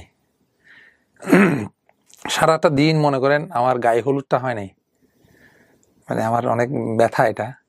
তো ধুমধাম করে গায়ে হলুদ, রেস্টুরেন্টে ওর গায়ে হলুদটা হচ্ছে। আমি সারাদিন বিয়ের বাজার করছি। আমার বাজার আমি একাই করছি, আমার বাজার কেউ করে নাই, কিন্তু আমার ফ্যামিলি কেউ করে নাই, মানে যে কোনো কারণে হয়তো করে নাই আর কি। হ্যাঁ, বা ওরা আমাকে, ওনাদেরকে বলি নাই, আমারটা আমি সেরে নিব। সব ঠিক করছি, কিন্তু আমার এই কি হয়, আমার অর্নামেন্টসটা জোগাড় করা হয়নি। বিয়ের দিন, এরপর আমি রাতের ঠিক 10:30 আমার মা ফোন করে, তুমি চলে আসো, এত রাত বাইরে কেন, আজকে মেহেদি তোমার। তো আমার শাশু সত্যি কান্না পাচ্ছিল তখন, মানে আজকে আমার মেহেদিটা আমি পড়ার সুযোগ হচ্ছে না আমার, আমার অনেকগুলা বাজার করতে হবে ওর জন্য। মানে সংসারের একটা, মানে অনেক বড় একটা জাহাজকে মনে আমার কাঁধে নিচ্ছি। গোল্ড তখনও কালেক্ট করা হয়নি। তখন আমার কালকে বিয়ে, আমার গোল্ড কিনা হয়নি। পরে আমি বলছিলাম, আমার ভাইটাকে বলছিলাম, মানে মামাতো বোন হাজবেন্ডকে বলছিলাম, আমার বোনের গোল্ডগুলো আমাকে দাও, আমি তোমাকে পরে দিয়ে দিব। সকালে সে আমাকে ফোন করলো, এটা দেওয়া যাবে না। আমার অনুষ্ঠানে, আমি এত বড় একটা অনুষ্ঠানে আমি কি করব? তো আমার ব্যাংকে 1 লাখ টাকা ছিল। আমার 1 লাখ টাকা আমার না, বিজনেসের 1 লাখ টাকা ছিল। এটা আমার টাকা না, অন্যজনের টাকা। তো আমি বলছি, ভাড়া নেওয়া যায় না স্বর্ণ? হ্যাঁ, পারা যায় তো এরকম। আর আমার ওই ভাইটাকে বললাম, আমি কালকে সকালে আমি আসতেছি তাহলে শহরে। আমি গাড়ি নিয়ে শহরে চলে আসলাম। একটা তো ওই দিন ছিল মেবি শনিবার ছিল, বন্ধ ছিল মার্কেটটাও বন্ধ ছিল। আর ওগুলো তো সবাই সবাইকে দিবে না, এতগুলো গয়না কে কাকে দিবে? ওর দোকান থেকে দিবে, কেউ দেবে না। তো পরিচিত জিনিস, আবার ওকে ডেকে নিয়ে আসলাম, পিছন দিক দিয়ে ঘুরে ওর দোকানে ঢুকলাম। ঢুকে ওকে বললাম, ভাই এটাকে আমি আপনাকে ঠিক 1 সপ্তাহ পরে দিয়ে যাব। হ্যাঁ, ওর কাছ থেকে কিছু দেওয়া ছিল, আর অল্পটুকু না বাকি, কিন্তু অল্পটুকু না দিলে তো আমার সম্মানহানি হবে ওখানে। হ্যাঁ, তো 1 লাখ টাকা দিয়ে আমাকে একটা চেক দিলাম। চেক দিয়ে ও তুলে নেয় টাকাটা, অবশ্যই ও চেকটাই রাখছে, আমি স্বর্ণটা নিয়ে আসছি। ও জানে না এগুলা, ও অনুষ্ঠান হয়ে গেল, নিয়ে চলে আসলাম, বাসায় তুলে আনলাম। এবার আস্তে আস্তে সংসার জীবন শুরু হয়ে গেল আর কি। তখন আপনি কিছু করেন না? তখন আমি কিছু জাস্ট ফ্লাইং, হয়তো আসলে আসলো, না আসলে নাই, অল্প টাকা আমার। ও তখন ধরলো 2টা চাকরি একসাথে, সকালে বাংলা মিডিয়াম স্কুলে, ওই স্কুলে চাকরি ছিল তখন আমার বিয়ের সময়। এরপর ইংলিশ মিডিয়ামের স্কুলের চাকরির টাকাটা পুরোটাই আমাদের ফ্যামিলিতে তুলে দিত আর কি। হ্যাঁ, ও তুলে দিত। আপনার ফ্যামিলি বলতে মানে কি আপনাদের পুরো ফ্যামিলি? পুরো ফ্যামিলি, কিন্তু আমরা চলে আসছি। ও পুরো ফ্যামিলি তখন চট্টগ্রামে চলে আসছি, ওই স্বপ্না বিলাতে চলে আসছি। ও আচ্ছা, পুরো ফ্যামিলিকে তখন তো সে টাকাটা প্রোভাইড করতো? হ্যাঁ হ্যাঁ। তখন আমার ভাই কিন্তু এমবিএ পড়তেছে। মানে ওনার চাকরির খরচ দিয়ে আপনার ভাইয়ের এমবিএ সাপোর্ট হতো? হ্যাঁ, ও টুকটাক, আমার ভাই তো টিউশনই করতো, যা মাসের মধ্যে টেলিফোন খরচ আছে, টুকটাক খরচ না, এগুলো দিত। আমার বোনকেও দিত, আমার বোন শহরে অনার্স পড়তেছে, যাওয়া আসার খরচও দিত। তারপর আমিও প্রোভাইড করতাম, কিছু কিছু দিতাম আর কি। হ্যাঁ, তো দুজনের ভিতরে মনে করেন আন্ডারস্ট্যান্ডিং এর মাধ্যমে চলতো। এইভাবেই আমাদের শুরু হলো। এরপর আমি একটা কাজ পেলাম, C&F এর একজন ইম্পোর্ট আমাদের মামা ছিল, ওনাকে অনেক রিকোয়েস্ট করার পর উনি আমাকে একটা কাজ দিল। কাজ দেওয়ার পর আমি কাজ শুরু করলাম, আস্তে আস্তে আস্তে আস্তে 1টা 2টা 3টা এরকম করে কাজ করা শুরু করলাম। তখন অনেক স্ট্রাগল, সারাদিন না খেয়ে না দিয়ে, মানে চোখ বন্ধ করে ওর দিকে আমি আসলে নতুন। ও আমাকে অনেকে কমপ্লেন করে, মানে এমন একটা সময় ছিল যখন তুমি আমাকে সময় দাওনি, তো ওকে ফুলফিল আসলে দিতে পারতাম না সময়। তো ওই বিয়ের সময় আমি বললাম, একদিন তোমার একটা কথা বলি, কিছু মনে করিও না, তোমার স্বর্ণটা না আমাকে দিয়ে দিতে হবে। এটা বিয়ের অনেকদিন পরে? হ্যাঁ। কেন? কারণ ওখান থেকে ফোন দিচ্ছে আমাকে, মানে আমি তো 1 সপ্তাহ পরে দেওয়ার কথা, কিন্তু 1 সপ্তাহ পরে দিতে পারতেছি না, হুট করে কেমনে দিব? আহা। হ্যাঁ, তো দেখো আমি তো আসলে এগুলো ভাড়া নিয়ে আসছি। ভীষণ কান্না করছে সেদিন, চোখ দিয়ে পানি পড়ছে। সে আমাকে কিন্তু বলতে পারতেছিল না, এটা দিয়ে দিছে, তা আমি দিয়ে আসছি। ও ঠিক মনে হয় ঠিক ওই সময় মাসখানেকের ভিতরে মনে হয় ও সেম ডিজাইনের আরেকটা বানিয়ে ফেলছে, ওর টাকা দিয়ে, ওর নিজের টাকা দিয়ে? ওর নিজের টাকা দিয়ে, ওর জবের টাকা দিয়ে, যাতে ফ্যামিলি যাতে বলতে না পারে মানে এইটা তোমার স্বর্ণটা কই। তো তখনও কিন্তু ওই মামার অফিসে কিন্তু আমি আছি, মানে যে মামা আপনাকে বাসা থেকে বের করে দিল এক দিল। অর্থে বলা যেতে পারে। তো আমার যখন 1টা 2টা কাজ হচ্ছে না, তখন মানে ক্যাপিটাল ক্রাইসিসে পড়ে যায়। প্রতিটা ডকুমেন্টে আমাকে ক্রাইসিসে থাকতে হয়, 5,000 টাকা ধার করতে হয়, 10,000 ধার করতে হয়। আপনি কি আপনার ফিউচারটা দেখতে পেতেন যে আপনি কিছু একটা হবেন একদিন, কিছু একটা করবেন একদিন, ওটা দেখতে পেতেন নাকি খালি দৌড়ে যাচ্ছেন? না, সেটা দেখতাম কি রকম, যখন কাস্টম হাউসে যেতাম না, তো কাস্টম হাউসে যারা C&F এর মালিক তারা তো গাড়ি থেকে নামতো, মানে অলমোস্ট মনে করেন সবারই, মানে যারা পজিশন আছে সবার গাড়ি আছে, এবং বাজারের সবচেয়ে দামি গাড়িটা তাদের কাছে আছে। হ্যাঁ, BMW না থাকলে প্রিমিও তো আছে, পাজারও তো আছে। হ্যাঁ, ওরা গুলা থেকে নামে, আমি দাঁড়িয়ে দাঁড়িয়ে দেখতাম কখন আমার হবে এরকম, আমি গাড়ি থেকে নামবো। হ্যাঁ, আর সবাই সার সার করবে। এই স্বপ্নটা দেখতেন? হ্যাঁ, অথচ তখন আমার তো লাইসেন্স নাই, মানে ও কাজ করতে তো লাইসেন্সের দরকার হয়, আমার তো লাইসেন্স নাই। আমি 2-1টা কাজ যেগুলো জোগাড় করি এগুলো মামার লাইসেন্সে করি। হ্যাঁ, তো আমার ওয়াইফকে বলতাম, তো টাকা নাই, তুমি আমাকে কিছু টাকা ম্যানেজ করো না। হ্যাঁ, ও এমনও দিন গিয়েছে, ওর বেতনটা পেয়েছে, সে বেতনটা তুলে বলছে, ঠিক আছে শপিং এ আসো, মার্কেটে আসো, মানে অমুক মার্কেটে আসো, আমি ওখানে দাঁড়াচ্ছি, তুমি এসে টাকাটা নিয়ে গিয়ে তোমার কাজ শেষ করবে। আমি ওর কাছ থেকে টাকাটাই নিয়ে গিয়ে আমার কাজটা শেষ করতাম এই অল্প সময়ের ভিতরে। মানে ডেলিভারি অর্ডারটা নিতে হবে, ডেলিভারি অর্ডার নিতে হলে টাকা লাগে, ওর কাছ থেকে টাকা নিয়ে আমি আমার কাজ, সে আমাকে সাপোর্ট দিয়ে গেছে এইভাবে। আমার অফিসের স্টাফরা আমাকে ওর বন্ধু বান্ধবের কাছ থেকে, মানে অফিসের স্টাফ মানে কি, আমি 2জন মানে অল্প বেতনে রাখছি, তারা মোটামুটি তারাও লোন করে আমাকে আমার কাজটা হেল্প করতেছে।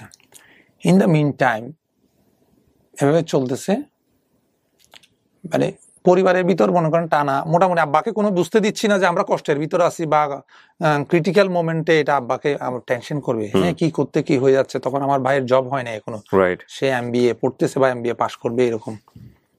একদিন আমাকে বলল, ওই মামাটাই বলল, যখন আমার কাজটা একটু ভারী হচ্ছে না, মানে 1টা থেকে যখন 10টায় আসলো মাসে, তখন আমাকে একদিন বলল, তুমি অন্য জায়গায় অফিস নাও।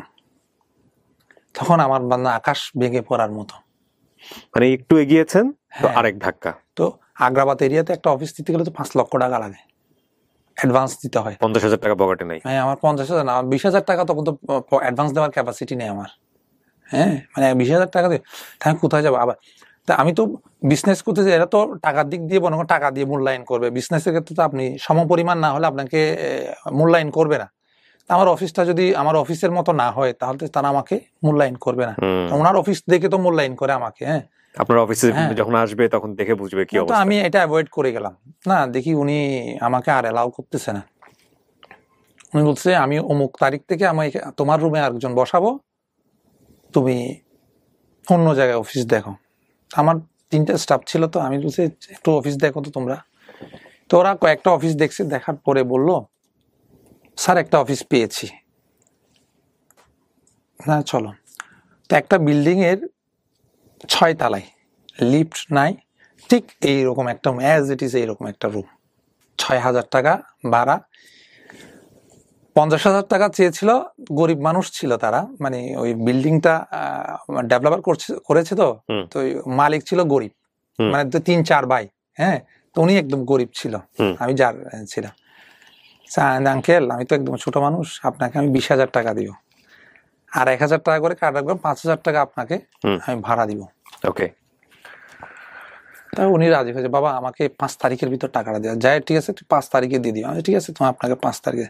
তো এরকম একটা অফিসে আমার একটা টেবিল নিয়েছিলাম, আমি ওই অফিসে থাকতে আমার অফিস টেবিলটা নিয়ে আসছিলাম, আর 2টা টেবিল নিয়েছিলাম 2,000 টাকা করে। সামনে আমার স্টাফ 2জন বসতে হবে, আরেকজন দাঁড়িয়ে থাকতে হবে, তা আরেকজন বসতে পারতো না, চেয়ার ছিল, চেয়ারে বসে থাকতো সে। তো টুকটাক এরকম করে আমি আস্তে আস্তে কাজ শুরু করলাম, সবাইকে নক করতেছি, বিভিন্ন জনকে। তার আমার রিলেটিভের ভিতর মানে আমদানি রপ্তানির সাথে খুব কমই জড়িত, শুধু একজন মামাই ছিল। হ্যাঁ, উনি আমার এখনো সাইনবোর্ড।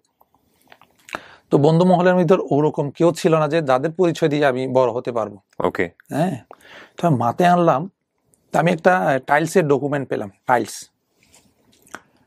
তো টাইলসের ডকুমেন্ট পেলাম, আমি খুব কম পুঁজি মানে খুব কম প্রফিটে কাজটা করে দিয়েছি। হ্যাঁ, কাজ করে দেওয়ার পরে ওনার মাথায় আমার ধরছে, মানে আমি আগের জনকে তো অনেক টাকা দিতাম, কিন্তু এটা তো অনেক কম দিয়ে করছে। এবং উনি কিন্তু বাংলাদেশের ভিতরে টাইলস ইম্পোর্টের ক্ষেত্রে মানে 1 থেকে 5 গুনলে ওনাকে গুনতে হবে। সবাই ওই একটা জায়গায় গিয়ে ক্লিক করে, সেটা হচ্ছে অনেস্টি। অনেস্ট মানুষ কোথাও না কোথাও গিয়ে ক্লিক করবেই করবে। তো তো উনি চিন্তা করলো কি রে, আমার ডকুমেন্ট তো আমার 10টা একসাথে, এক বিএলে 10টা হয়। তা আমি বলছি ভাই আপনি আমাকে এক বিএলে 1,000 করে, এক কন্টেনারে 1,000 করে 10,000 টাকা দিয়ে। তার ধরেন ওনার 40-50,000 টাকা এমনি ডকুমেন্টেশনে বেঁচে যাচ্ছে, এটা কস্টিং এ আসতেছে। তো কারণ আমি তখন একটা থিম নিয়েছিলাম, মানে আমার বিজনেসের এখনো থিম, সেটা হচ্ছে যেহেতু আমার ক্যাপিটাল নাই, তাহলে আমার ক্যাপিটাল কি? আমার ক্যাপিটাল হচ্ছে আমার সততা। আমার ক্যাপিটাল কি? আমার যোগ্যতা, দক্ষতা, এগুলি আমার ক্যাপিটাল। তো এবার আমি ওনার রেফারেন্স ইউজ করলাম, ব্রাদার আপনি আমাকে হেল্প করেন, আমাকে অমুক অমুকের একটু রেফারেন্স দিন। তা আমি যখন গিয়ে একটু ফোন বলবো, আপনি একটু ফোন ধরাই দিন, আপনি একটু কথা বলিন। তো এরকম মানে সবাইকে একটা মানে বিশ্বস্ততার একটা প্রশ্ন, সিম্বল দাঁড়া করলাম ওই ফলের জগতে। আমি নিজে এখন ফল আমদানিকারক, তো মামাকে ওইদিকে সিম্বল দাঁড়া করলাম, টাইলসের জগতে ওনাকে দাঁড় করালাম। এখন 2টা মার্কেট নিয়ে আমি কাজ করতেছি, যতগুলা ইম্পোর্টারের কাছে যায় 2জনের সাইনবোর্ডটা ইউজ করে আমি অমুকের কাজ করি, একটু কথা বলেন। তো ওনারা তো মোটামুটি আমার অবস্থান দেখে আমার ভালোই বলে, খারাপ বলে না। হ্যাঁ, কারণ তাদের এমন এক জিনিসকে আমি বাঁচিয়ে দিয়েছি, যেটা এটা আমি না গেলে হয়তো ওরা অনেক পরে জানতো জিনিসটা। হ্যাঁ, মানে সেক্টরটাকে আমি চেঞ্জ করে দিয়েছি, কিন্তু 2 জায়গায় আমি চেঞ্জ করে দিয়েছি, আমি বলতে পারবো এটা, এই ফলের জগতে আর টাইলসের জগতে। আচ্ছা, মানে আমার পর থেকে সবাই কম বিল করতেছে না। তো এরপরে শুরু করলাম, না আমার তো আসলে খরচ যায়, এই 2-1টা কাজ করে আমার পোষায় না। তো আমি করলাম, আমার তো কোনো লাইসেন্স নাই, জাস্ট আমার একটা কাস্টমস, যেটি সরকার কাস্টম লাইসেন্স আছে, এটা জাস্ট এন্ট্রি পাস। আমি রেফারেন্স কার মামার লাইসেন্সে কাজ করতে হয়। 10 লাখ টাকা লোন নিলাম, আবার আকলিমা থেকে ওনার স্বর্ণ যেগুলা ছিল বিক্রি না বিক্রি করিনি, আমি বন্ধক বন্ধক দিলাম। তাহলে ওনার কাছে আমি নিলাম, ধারণা নিলাম একটা কন্টেনার করতে কত লাগে, 15-16। তাহলে আমার এদিকে 10 লাখ আর এদিকে 4-5 লাখ, হ্যাঁ হয়ে গেল আমার 16। তাহলে আসার সময় তো ওনার কাছ থেকে যে যার কাছে মাল বিক্রি করব তার কাছ থেকে 2 লাখ তো ধার নেওয়া যায়। এই 15-16 লাখ কি মানে একটা কন্টেনারের প্রোডাক্ট? হ্যাঁ, কি আনবেন এই কন্টেনার? টাইলস। টাইলস নিয়ে আসবেন? হ্যাঁ টাইলস, মানে তখন টাইলসে প্রফিট ছিল বেশি। হ্যাঁ, ওকে। তবে আমি যেহেতু CNF এর কাজ করতেছিলাম টুকটাক তো জানতেছি। হ্যাঁ, অত বেশি কাজ করি নাই তখন, অল্প অল্প কাজ করতেছিলাম। তখন নিজে যখন কাজ করলাম 2টা কন্টেনার, আমি 16 লাখ টাকা দিয়ে 2টা কন্টেনার অর্ডার করলাম। মানে তখন ওটার জন্য লাগে 30 লক্ষ টাকা। ওকে। তাহলে আমি ঘাটতি ছিল আরো 15 লাখ ঘাটতি ধরেন। এই ধুমধাম করে এগুলো করে ফেলতেছেন, মানে আপনি এই সাহসটা পাচ্ছেন কিভাবে? এটা আমি নিজের উপর মানে সাহস করতে এখনো বিলিভ নাও, এখনো আমার যদি ক্যাপিটাল 2 কোটি হয় আমি 3 কোটি ইনভেস্ট করে ফেলি। আপনারা গল্পটার যে অবস্থায় আছেন, মাঝ নদীতে আছেন, একটু সামনের দিকে আগালে বুঝতে পারবেন যে এই লোকটা আসলে কতটা সাহসী নিজের জায়গাতে। ইনফ্যাক্ট কিছু প্রমাণ তো হয়েও গেছে গল্পের যে জায়গাটিতে। হ্যাঁ, তারপর 2টা কন্টেনার নিয়ে আসলাম। আবার ক্যাপিটাল শর্ট, যেটা প্রথম বিজনেসই আমার ছিল ক্যাপিটাল শর্ট, টানাটানি। আমার ডিউটির টাকা কোথায় জোগাড় করবো, এবার ডিউটির টাকা লাগবে। তো আমি কিছু মাল বিক্রি, ওনাকে বললাম, আমি তো মার্কেট চিনি না তখন, তো ওই লোক ভাইটাকে বললাম কিছু মাল বিক্রি করে দাও। মাল বিক্রি, উনি কিছু অ্যাডভান্স টাকা নিয়ে মাল বিক্রি করে দিলে, এই করে 2 কন্টেনার মাল ছাড়াই দিলাম। বেশ টাকাটা লাভ হলো ধরেন 2 লাখের না কাছাকাছি টাকা, 2 কন্টেনার 2 লাখের কাছাকাছি লাভ হয়ে গেল। তো লোভ ঢুকে গেল না, তাহলে তো ভালোই কষ্ট করতে পারলে তো ভালোই, দেখি 2 মাসের ভিতরে 2 লাখ ইনকাম।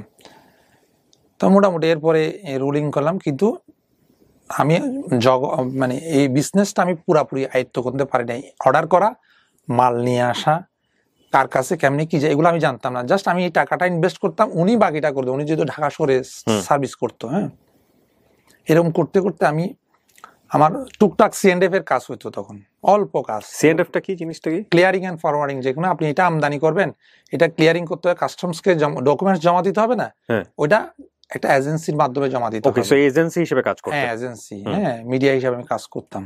পুরোটার কাজ দায়িত্ব ছিল উইথাউট এনি ডকুমেন্ট, ওই ভাইটাকে আমি দিয়ে দিতাম। জাস্ট বিশ্বস্ততার সুস্থ উনি আমাকে অ্যাকাউন্টে টাকাটা পাঠিয়ে দিত। আমার তো লোনের টাকা জাস্ট করতে হয়। তো এক সময় আমি খুব বেশি প্রেশার দিচ্ছি ওনাকে। কেন প্রেশার দিচ্ছি? আমার টাকাটা আগে যেভাবে আসতেছে না। আমার একটু সন্দেহ হলো। আমি একদিন বিনা খবর না দিয়েই হাতের ফুল চলে আসছি। উনি আমাকে যে স্টক দেখালো, ওই স্টক ওখানে নাই। দেখি মাল আছে অল্প, কিন্তু টাকা নাই।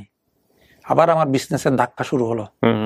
ইন দ্য মিন টাইম আমি ওখানে বসে থাকলাম। আমি ভাই মালগুলা বিক্রি করে ফেলবো। আমার চিন্তা ছিল যা আছে এগুলো সব আজকে শেষ করে চলে যাব। তা আমি 2-1 পরিচিত ছিল না ওখানে, ওদের সাথে নক করলাম। তো ওদের মাধ্যমে কিছু কিছু মাল বিক্রি করা শুরু করলাম। ইন দ্য মিন টাইম ওনারাও বিক্রি করতেছেন। তো আমি তো আর ঢাকায় বেশি দিন থাকতে পারতেছি না, মনে করেন 3 দিনের বেশি আমি ঢাকায় থাকা আমার সম্ভব না। তো আমি তো আর স্টে করতে পারলাম না, আমি চলে আসলাম। পরে 1 দিন 2 দিন সে আর টাকা দেয় না। তখন কি আপনার বিজনেসে লস? তখন লস। আর এমপ্লয়ীদের বেতন দিতেন কিভাবে? এই 2জন এমপ্লয়ীদের এই বেতন, ওই টুকটাক কাজ হতো না এগুলো দিয়ে? হ্যাঁ, ঠিক টাইমে বেতন দিতে পারতাম না। আর সংসার চালাচ্ছে আপনার ওয়াইফ মূলত? হ্যাঁ, মূলত ওই বেশি চালাচ্ছে। ওকে, ওই চালাচ্ছে সংসার। আমার বিজনেস তো একদম লাল বাতি জ্বলে গেছে তখন। ব্যাংক আমাকে, HSBC ব্যাংক বারবার আমাকে চিঠি দিচ্ছে, প্রতি মাসে চিঠি দিচ্ছে। আমার বাড়িওয়ালা একসময় বলে উঠলো, ছেলে কি করছে? আমি তো আব্বা আম্মাকে এগুলো বুঝতে দিচ্ছি না। না, ব্যবসা ভালোই চলতেছে। তো একদিন বাড়িওয়ালা বলছে, ভাই দেখেন এখানে তো এরকম চিঠি আসতেছে, মনে হয় নিশ্চয় কোনো লোনের কোনো কেস হতে পারে। আব্বা আমাকে একটু জিজ্ঞেস করছে, না সামান্য লোন আছে, এগুলা দেওয়া হয় না তো সেজন্য। এবং এই লোনটা ব্যাংক থেকে এমন ভাবে তোলা হয়, এটা কিন্তু একদম মানিজ্যের প্রশ্ন হয়ে যায়। যাদের সাথে আপনি যোগাযোগ মেনটেন করবেন, ওদেরকে গিয়ে নক দেওয়া শুরু করে। ও কি করলো, ওর বোনের কিছু FDR ছিল। ওর বোনের? হ্যাঁ, মানে আপনার ওয়াইফের বোনের? হ্যাঁ। বলছে, বোন, আপু থেকে আমি 5 লাখ টাকা তোমাকে নিয়ে দিই, তোমার যা লোন ছিল। আমার 2টা ছিল, ব্র্যাক ব্যাংকে, HSBC তে। 2টা একদম কঠিন ব্যাংক, বুঝলেন না? আর 2টা শোধ করে দিলে তুই 50,000 করে মাসে দিতে পারবা? হ্যাঁ, দিতে পারবো, কিন্তু আসলে দিতে পারবো না। আমার একটা প্রশ্ন চলে আসছে এতক্ষণ গল্পটা শোনার পরে, যে আপনার যে এতবার ফেইলার এবং সে কম বেশি বিষয়গুলো ইনফর্ম, আপনার ওয়াইফ, তারপরও সে আপনার উপরে এত আস্থা রাখতেছে কিভাবে? মানে গহনা বন্ধক রেখে হোক, বোনের এফডিআর ভেঙে হোক, বা যে কোনো ভাবে হোক, সে আপনাকে সাপোর্ট দিয়ে যাচ্ছে। সে সাপোর্ট এই কারণেই দিচ্ছে, সে যে আগে বলছে আমার মানে ওর আত্মীয় স্বজনে, আমি তো প্রেম করে বিয়ে করছি, মানে ও তো প্রেম করে বিয়ে করছে, সেটেল ম্যারেজ না, তো ওর আত্মীয় স্বজন এনেছিল যেগুলো ভালো ভালো প্রপোজাল, অ্যাকসেপ্ট না করলো তো ওদের সামনে মানে ওনার জন্য একটা চ্যালেঞ্জ হয়ে গেছে, চ্যালেঞ্জ হয়ে গেছে আমাকে দাঁড় করানোটা ওর জন্য একটা চ্যালেঞ্জ এটা। তো আমাকে সাপোর্ট না দেওয়া তো আর কোনো হাজবেন্ড অ্যান্ড ওয়াইফ মানে একে অপরের পরিপূরক হলে একটা গল্প কোথায় যেতে পারে, that is the best example for today branding বাংলাদেশের জন্য। বিকজ আমরা মনে করি যে ফ্যামিলি হচ্ছে একটা রাষ্ট্রের ক্ষুদ্রতম ইউনিট এবং সবচেয়ে শক্তিশালী ইউনিট, কারণ মানুষ পরিবার থেকেই সবকিছু শেখে। তো পরিবারের বন্ধনগুলো যদি খুব মানে সাপোর্টিভ হয়, তাহলে একটা ফ্যামিলি মেম্বারের দ্বারা অনেক কিছু করা সম্ভব। বিশেষ করে হাজব্যান্ড ওয়াইফের রিলেশনশিপ যদি খুব সাপোর্টিভ হয়, তাহলে এইরকম একটা মানুষ জীবনে কি করতে পারে সেটা আপনারা এখন দেখবেন একটু সামনের দিকে গেলেই। তারপর ও 5 লাখ জোগাড় করে দিল। আমি পরের দিন ও আর আমি গেলাম এইচএসবিসি গিয়ে ক্লোজ করবো, এটা ক্লোজ করে ফেললাম। তারপর ব্র্যাকে গেলাম, ক্লোজ করে ফেললাম। মানে ও 5 লাখ দিচ্ছে, আমি সামান্য কিছু জোগাড় করে, যেহেতু আমার ওদিকে ক্যাপিটাল কিছু ছিল, লোনের ক্যাপিটাল, সরি ইম্পোর্টের ক্যাপিটাল, ওগুলা দিয়ে আমি মানে লোনের টেনশনটা মাথা থেকে ঝেড়ে ফেললাম। ছাড়ার পরে এবার চিন্তা করলাম ইম্পোর্ট তো আমাকে দিয়ে হবে না, এর তো অনেক বড় বিজনেস, মানে অনেক বড় ক্যাপিটালের টাকার বিজনেস, এটা আমাকে দিয়ে অল্প পুঁজি দিয়ে তো ইম্পোর্ট করা যায় না, আমদানি রপ্তানি বিজনেস তো অল্প টাকা হয় না। তাহলে আমার বিজনেসটা কি, আমার C&Fটাকে আমার সম্বল, সেটা কি উইথাউট ক্যাপিটাল ছাড়া আমাকে বিজনেস করতে হবে, মানে উইথাউট ক্যাপিটাল ছাড়া আমাকে ক্যাপিটাল করতে হবে। এবার মনোনিবেশ দিলাম ওখানে। এখন মনে করেন আরো বেশি শ্রম দেওয়া শুরু করলাম, ইম্পোর্টারদের দুয়ারে দুয়ারে যাওয়া এজেন্সি হিসেবে, ভাই আমাকে একটা কাজ দেন, আমি করে দিব, কম টাকায় করে দিব ভাই, কিন্তু কেউ তো রেসপন্স করে না। তো মামা কিন্তু আমাকে ডকুমেন্ট সাপোর্ট দিয়ে যাচ্ছে, অল্প অল্প অল্প করে দিয়ে যাচ্ছে। তো উনিও মাঝে মধ্যে বলে, কিন্তু আসলে বললে তো দেয় না সবাই। ইন দ্য মিন টাইম এটা শেষ করলাম, আর একটা ধাক্কা আসলো, আমার ওই মামাটা আবার আমাকে একটা প্রপোজ করলো, তুমি আমার লাইসেন্সে কাজ করতে পারবে না, তুমি তোমার নিজের লাইসেন্স করো, তারপর তুমি কাজ করো। কেন? আমার যখন 8-10টা হলো না, তখন হয়তো ওনার স্টাফদের ভিতরেও একটা জেলাস চলে আসছে, শিমুল হয়তো উপরে উঠে যাচ্ছে। আর কোন ক্রিটিক্যাল ডকুমেন্ট যদি চলে আসে, লাইসেন্সের উপর আঘাত আসবে, মনে করো অনেকে 2 নম্বরে মাল নিয়ে আসে না, এখন ওনার লাইসেন্স আর করতে দেবেন আর কি। আমার অফিস আর ওনার অফিস তো দূরত্ব হয়ে গেল, আর আমি কি কাজ করতেছি এটা উনি তো জানে না, হয়তো আমি টাকার লোভের জন্য অনেক 2 নম্বরে কাজ করে ফেলতে পারি, স্বাভাবিকভাবেই ওনার জায়গা থেকে উনি লাইসেন্স শেয়ার করবে না। হ্যাঁ, উনি আমাকে আঘাত দিল, তুমি আগামী মাসের অমুক তারিখ থেকে আমার লাইসেন্স ইউজ করতে পারবো না, যা ডকুমেন্ট গুলো আছে তুমি ডেলিভারি কমপ্লিট করে ক্লোজ করো।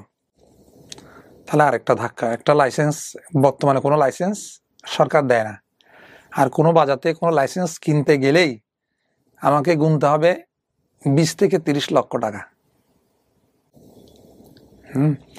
একটা বিজনেস কোথায় শুরু হয়েছিল 20 থেকে 25,000 টাকার বনফুলের প্রোডাক্ট দিয়ে শুরু হয়েছিল অ্যাজ এজেন্ট হিসেবে, সেটা এখন কোথায় এসছে? And the thing is that আমরা এখন পর্যন্ত লাভ দেখতে পাচ্ছি না, কিন্তু আপনার জীবনের যে অভিজ্ঞতাগুলো হচ্ছে প্রতি পদে পদে, সেটা কিন্তু অমূল্য, সারা জীবন ভেঙে খাওয়ার মতো। জি বলেন। তারপর লাইসেন্স কোথাও পাচ্ছি না, হঠাৎ করে মামাটা আমাকে একদিন বললো, ও মানে আমার এক পরিচিত মহল লাইসেন্স বিক্রি করে ফেলবে, তুমি যদি কিনতে চাও নিয়ে নাও। আমি কত টাকা? হয় ভেঙে দিব, যা হয়। হ্যাঁ মামা দেখেন আমার কাছে তো টাকা বেশি নাই, আমি অত টাকা কেমনে দিব, আপনি আমাকে যতটুকু পার একটু হেল্প করিয়েন। আচ্ছা ঠিক আছে, তুমি আসো। তো আমার কাছে যে টাকা নাই এটা আমি কাউকে কিন্তু বুঝতে দিই না, শুধু আমার ফ্যামিলি ছাড়া, আত্মীয় ছাড়া আমি কাউকে বুঝতে দিই নাই আমার কাছে টাকা নাই। আমার কাছে সব টাকা আছে, কত তোমার 50 লাগবে দিব, বাইরের বিজনেস ওয়ার্ল্ডে। হ্যাঁ ঠিক আছে, আমি পারফেক্টলি ওকে। তো বসলাম কথোপকথনে। Never shows your weakness. আজকের এই স্টোরিতে অনেকগুলো লেসন আছে যেগুলো আপনারা যখন এই অনার্স মাস্টার্সে পড়বেন সেগুলোতে থিওরিটিক্যাল আপনাদেরকে শেখানো হবে, কিন্তু এখানে সব পাঠাবেন। কম্পাইল একটা মানে প্যাকেজ যেখানে সবকিছু আছে ম্যানেজমেন্টের। ওকে, যে never shows your weakness to others. বসলাম তো বলছে বাজারে তো এখন এরকম চলতেছে, আমাকে 20 লাখ দিতে হবে। ওই ভদ্রলোক বলল। তো না সরি, একটু বেশি বলল। মামা বললো যে দোস্ত তুমি অত চাইও না, টাকা 20 লাখ দিবে তোমাকে। হ্যাঁ ঠিক আছে 20 লাখ, কিন্তু টাকাটা একসাথে দিব না। আমি আপনার লাইসেন্সের পার্টনার হবো 50%, পুরা না, কারণ আমি তো পুরা দেওয়ার ক্ষমতা রাখতেছি না। হ্যাঁ, তো 50% দিব, আর 50% বিনিময়ে আপনাকে কিছু আমি প্রফিট দিব, মানে কাজ করে কাজ আপনি করবেন কিন্তু লাইসেন্সের একটা ফি দিবেন, একটা ফি দিব আপনাকে। তো উনিও এটাতে রাজি হয়ে গেল। তখন 10 লাখ কোথায় রেখে দিব? ওই 10 লাখ কোথায় রেখে দিব? কি দিস ইজ কল ম্যানেজমেন্ট। পকেটে নাই পয়সা, ভাই আমি একটু ইন্টারাপ্ট করছি, পকেটে নাই পয়সা, ওই অবস্থায় সে 20 লক্ষ টাকার একটা লাইসেন্স কিনছে এবং লাইসেন্সেরও ম্যানেজ হয়ে গেছে, সেখানেও কোনো টাকা নেই, সেখানে আবার পলিসি করে 50% নিচ্ছে, 50% নিয়ে বাকি 50% তাকে একটা মূলা ঝুলাই রাখছে যে প্রফিট দিব। প্রফিট করবে কি করবে না কোনো গ্যারান্টি নাই, এবং তারপরের বিষয় হচ্ছে যে পকেটে সেই 10 লাখ টাকাও নাই। Can you even imagine what a story. তারপর রাত্রে বললাম আমি কি করা যায়, তো বলছে তোমাকে আমি 50% দিয়ে দিব, ম্যানেজ করে দিব। কিভাবে? আপুর কাছ থেকে আরো 5 লাখ নিব। 5 লাখ ইন দ্য মিডিয়াম যেটা আমি নিয়েছিলাম লোনের জন্য, এটা আমি শোধ করে ফেলেছি এর ভিতরে। হ্যাঁ, আপার কাছ থেকে 5 লাখ আবার নিই, 50,000 করে তুমি দিয়ে দিও। হ্যাঁ ঠিক আছে। তো এফডিআর ব্যাংকে আবার 5 লাখ এনে দিল আমাকে। তো আমি ওনাকে 5 লাখ দিয়ে দিলাম। তো ওনাকে একটা শর্ত দিলাম, এটা তো একটা প্রসেসের বিষয়, আমার নামে ট্রান্সফার হবে, এটা একটা প্রসেস লাগবে, সময় লাগবে। তো তারপরে বাকি টাকাটা আমি তাকে দিব। 5 লাখ দিয়ে দিলাম, আর 5 লাখ পরে দিব। এবং ইন দ্য মিন টাইম কাছে কাস্টমসের কাজ করার জন্য যে টাকা পয়সাগুলো লাগবে ওগুলো আমি বিয়ার করব। তো উনিও আমাকে এই সুবাদে অথরিটিটা দিল, সাইন ইন অথরিটিটা দিল। আমি কাজ আমার পাওয়ার, আমার সবকিছু আমি এখন নিজের মতো করে করতে পারছি। আমরা ব্যবসার পরিধিটা আস্তে আস্তে আমি একটু বাড়াচ্ছি, এবং মাশাআল্লাহ আল্লাহর রহমতে আমার টার্গেট ছিল, মানে যখন এই ব্যবসায় ছিলাম তখন আমি একদম 2009 থেকে তো শুরু আমার বিজনেসটা হাতে করা, 9 থেকে 2011 পর্যন্ত আমি কয়টা কাজ করছি আমি একটু হিসাব নিলাম। আমি এই 8, 9, 10, 11 আমি মাত্র কাজ করলাম 80টা। মানে এই কয়দিনে কাজ, বছরে কাজ করলাম 80টা। আমি চিন্তা করলাম আমাকে 200 করতে হবে, এটাকে আগামী বছরে 200 আনতে হবে। মানে 80টাকে 200 নাম্বার নিয়ে আসতে হবে, 200 নাম্বারে নিয়ে আসতে হবে। মানে 200 নাম্বারে আনলে আমার কি রকম প্রফিট হয় বা এগুলা সব হিসাব করে আমি 200তে নিয়ে আসবো। মানে মনে করেন রাত দিন এর পিছনে শ্রম দিতে দিতে দিতে দিতে তো 200 আমি পরের বছর আমি 200 ক্রস করলাম। এই 200টা কি নাম্বার? মানে ইম্পোর্ট এক্সপোর্টের প্রোডাক্ট, ইম্পোর্টের মানে ডকুমেন্টেশনের নাম্বার, কাজের জব আর কি। ওকে, কতগুলো আপনি ইম্পোর্ট এক্সপোর্ট করেছেন কন্টেন্ট? তো 200 জব আমি ক্রস করে ফেললাম 2012-তে এসে। তো রানিং করলাম, তো মোটামুটি সংসারটা চললো। এই আর একটা অফিসে জয়েন করলো, একটা গ্রুপ অফ কোম্পানিতে অ্যাকাউন্টসের হেড হিসেবে। শুধু একজন কাছ থেকে আমি 2 লক্ষ টাকা ইনকাম করতে পারি, এনি হাউ প্রফিটটা আসে। ওনার এতগুলো কাজ, তাতে 5,000 করলে উনি 30টা করলে 1.5 লাখ তো চলে আসে, আর এদিক ওদিক করলে 2 লাখ তো আমার আসে। কথা বোঝেন নাই? তো উনি আমার কাজের প্রতি প্লিজড হয়ে ওনার সব কাজটা আমাকে দিয়ে দিল। মাশাআল্লাহ মাশাআল্লাহ। অন্যজনকে সাইড করে দিল, আর এক্সচেঞ্জকে ক্যান্সেল করে দিল। তো ওনার ডিপার্টমেন্ট 2টা ছিল, একটা পোল্ট্রি, একটা হচ্ছে ফ্রুটস। ওনার দুটোটার কাজ আমি নিয়ে ফেললাম। তখন আপনার প্রতি মাসে 2 লাখ প্লাস হচ্ছে প্রফিট। ওকে, তারপর 2 লাখ প্লাস হচ্ছে প্রফিট। তারপরে বললাম একদিন চল আমরা ফ্ল্যাট দেখি না, চিটং ক্যান্টনমেন্ট ডিওএইচএস এ, যেটাতে আপনি বর্তমানে থাকি, আপনার নিজের ফ্ল্যাট। আপনার আর্থিক মূল্যমান কোটি টাকা ছাড়ালো কত সালে? 2012 সালে নাকি তার একটু পরে গিয়ে?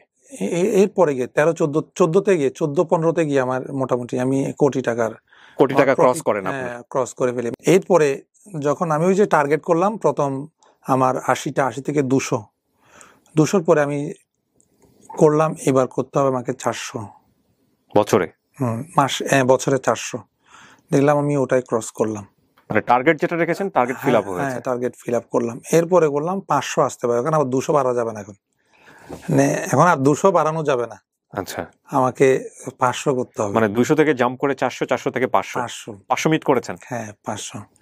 পকেটে 1 টাকা রেখেছিলেন এক সময়, যে 1 টাকা এটা রাখতে হবে, পকেট শূন্য করা যাবে না, সেখান থেকে আপনি আজকে কত টাকা মালিক? বিজনেসের ভ্যালু ধরলে এখন 5 কোটির অ্যাভাব হবে, 5 কোটির উপরে, মানে একদম ক্যাশ ক্যাপিটাল এটা, কারণ ওখানে তো কাগজের দাম, কথা বুঝেন না, ওই রকম না যে আমার একটা এখানে এফডি আর অমুক সমুক। হ্যাঁ না, কিন্তু সবচেয়ে বড় কথা হচ্ছে আপনার মার্কেট যে ভ্যালুটা, মানে লোকজন আপনাকে যেটা চেনে সেটা তো একটা, এটা তো বুস্ট আপ, এটা তো আসলে এটার ইকোনমিক ভ্যালু দাঁড় করানো খুব খুব মুশকিল, এটা হচ্ছে বিষয়। কিন্তু আমি আপনাকে একটা কোশ্চেন করতে চাই, আমি গল্পটা যে জায়গাটায় নিয়ে এসেছি, এই যে আপনার লাইফ, মানে আকলিমার সঙ্গে পরিচয় হওয়ার পরে আপনার স্ট্রাগল বা তার সমসাময়িক আপনার যে বিজনেস শুরু করা, এই লাইফে আপনি সবচেয়ে বড় যদি ক্রেডিট দিতে হয় আল্লাহর পরে, তাহলে আপনি কাকে দিবেন? এখন তো বলি তাকে বলি।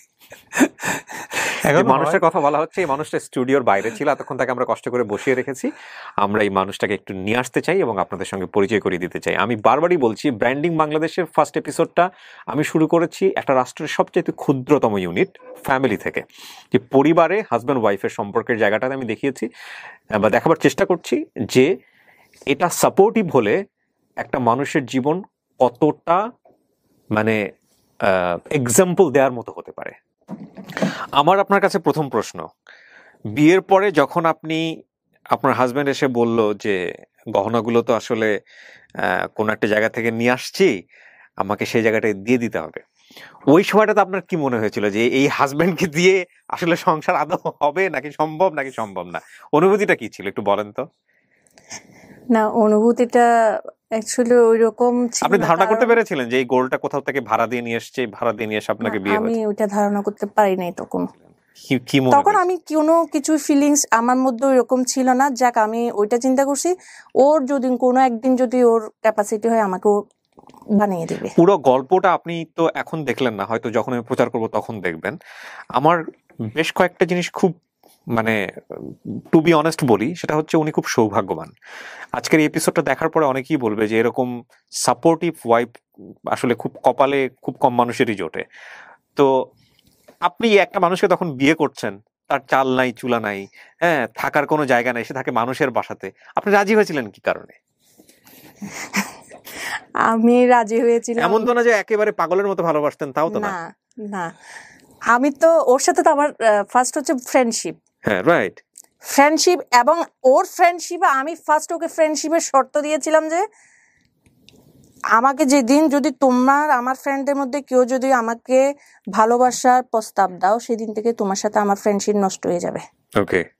ওদেরকে সবাইকে সে শর্ত দিয়েছিল, কিন্তু কারণ ওর প্রতি আমার সেরকম কোনো ফিলিংস ছিল না। কিন্তু হাতটা তো আপনি প্রথম ধরেছিলেন, আমি যতটুকু জানলাম ওনার কাছ থেকে বিয়ের প্রস্তাব দেওয়ার পরে। আমার হাতটা আমি ধরেছিলাম।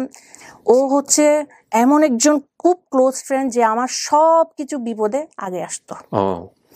ও আমার সব কিছুতে, যেমন আমি বলি, আমি যখন আমার গ্রাম থেকে প্রায় 2 ঘন্টা পথ পাড়ি দিয়ে আমি ওদের এলাকায় কলেজ করতে যেতাম, 2টা কলেজ বাদ দিয়ে আমি ওদের এলাকায় কলেজ করতে যেতাম, আমার মুখে থাকতো নেকাব। উনি সাপোর্ট দিত আপনাকে? ও মানে ওখানে আমি সন্ত্রাসীদের জন্য আমি ক্লাস যেতে পারতেন? হ্যাঁ, একদম ইনিশিয়ালি বলেছে উনি আমাকে সে কথাগুলো। আমার খুব প্রবলেম ছিল, এবং ও আমাকে যেটা করতো বাস স্ট্যান্ড পর্যন্ত এসে আগে পৌঁছে দিয়ে যেত, আমি ওইদিকে পৌঁছাতাম। মানে আমি কখনো ক্লাস করতে না পারলে ও আমার নোটগুলো কালেক্ট করে রাখতো। মানে আমার সবকিছুতে, আমি একটা টিচারের কাছে প্রাইভেট পড়তাম, আমি অনেক সময় আসতে অনেক কেয়ারিং ছিল।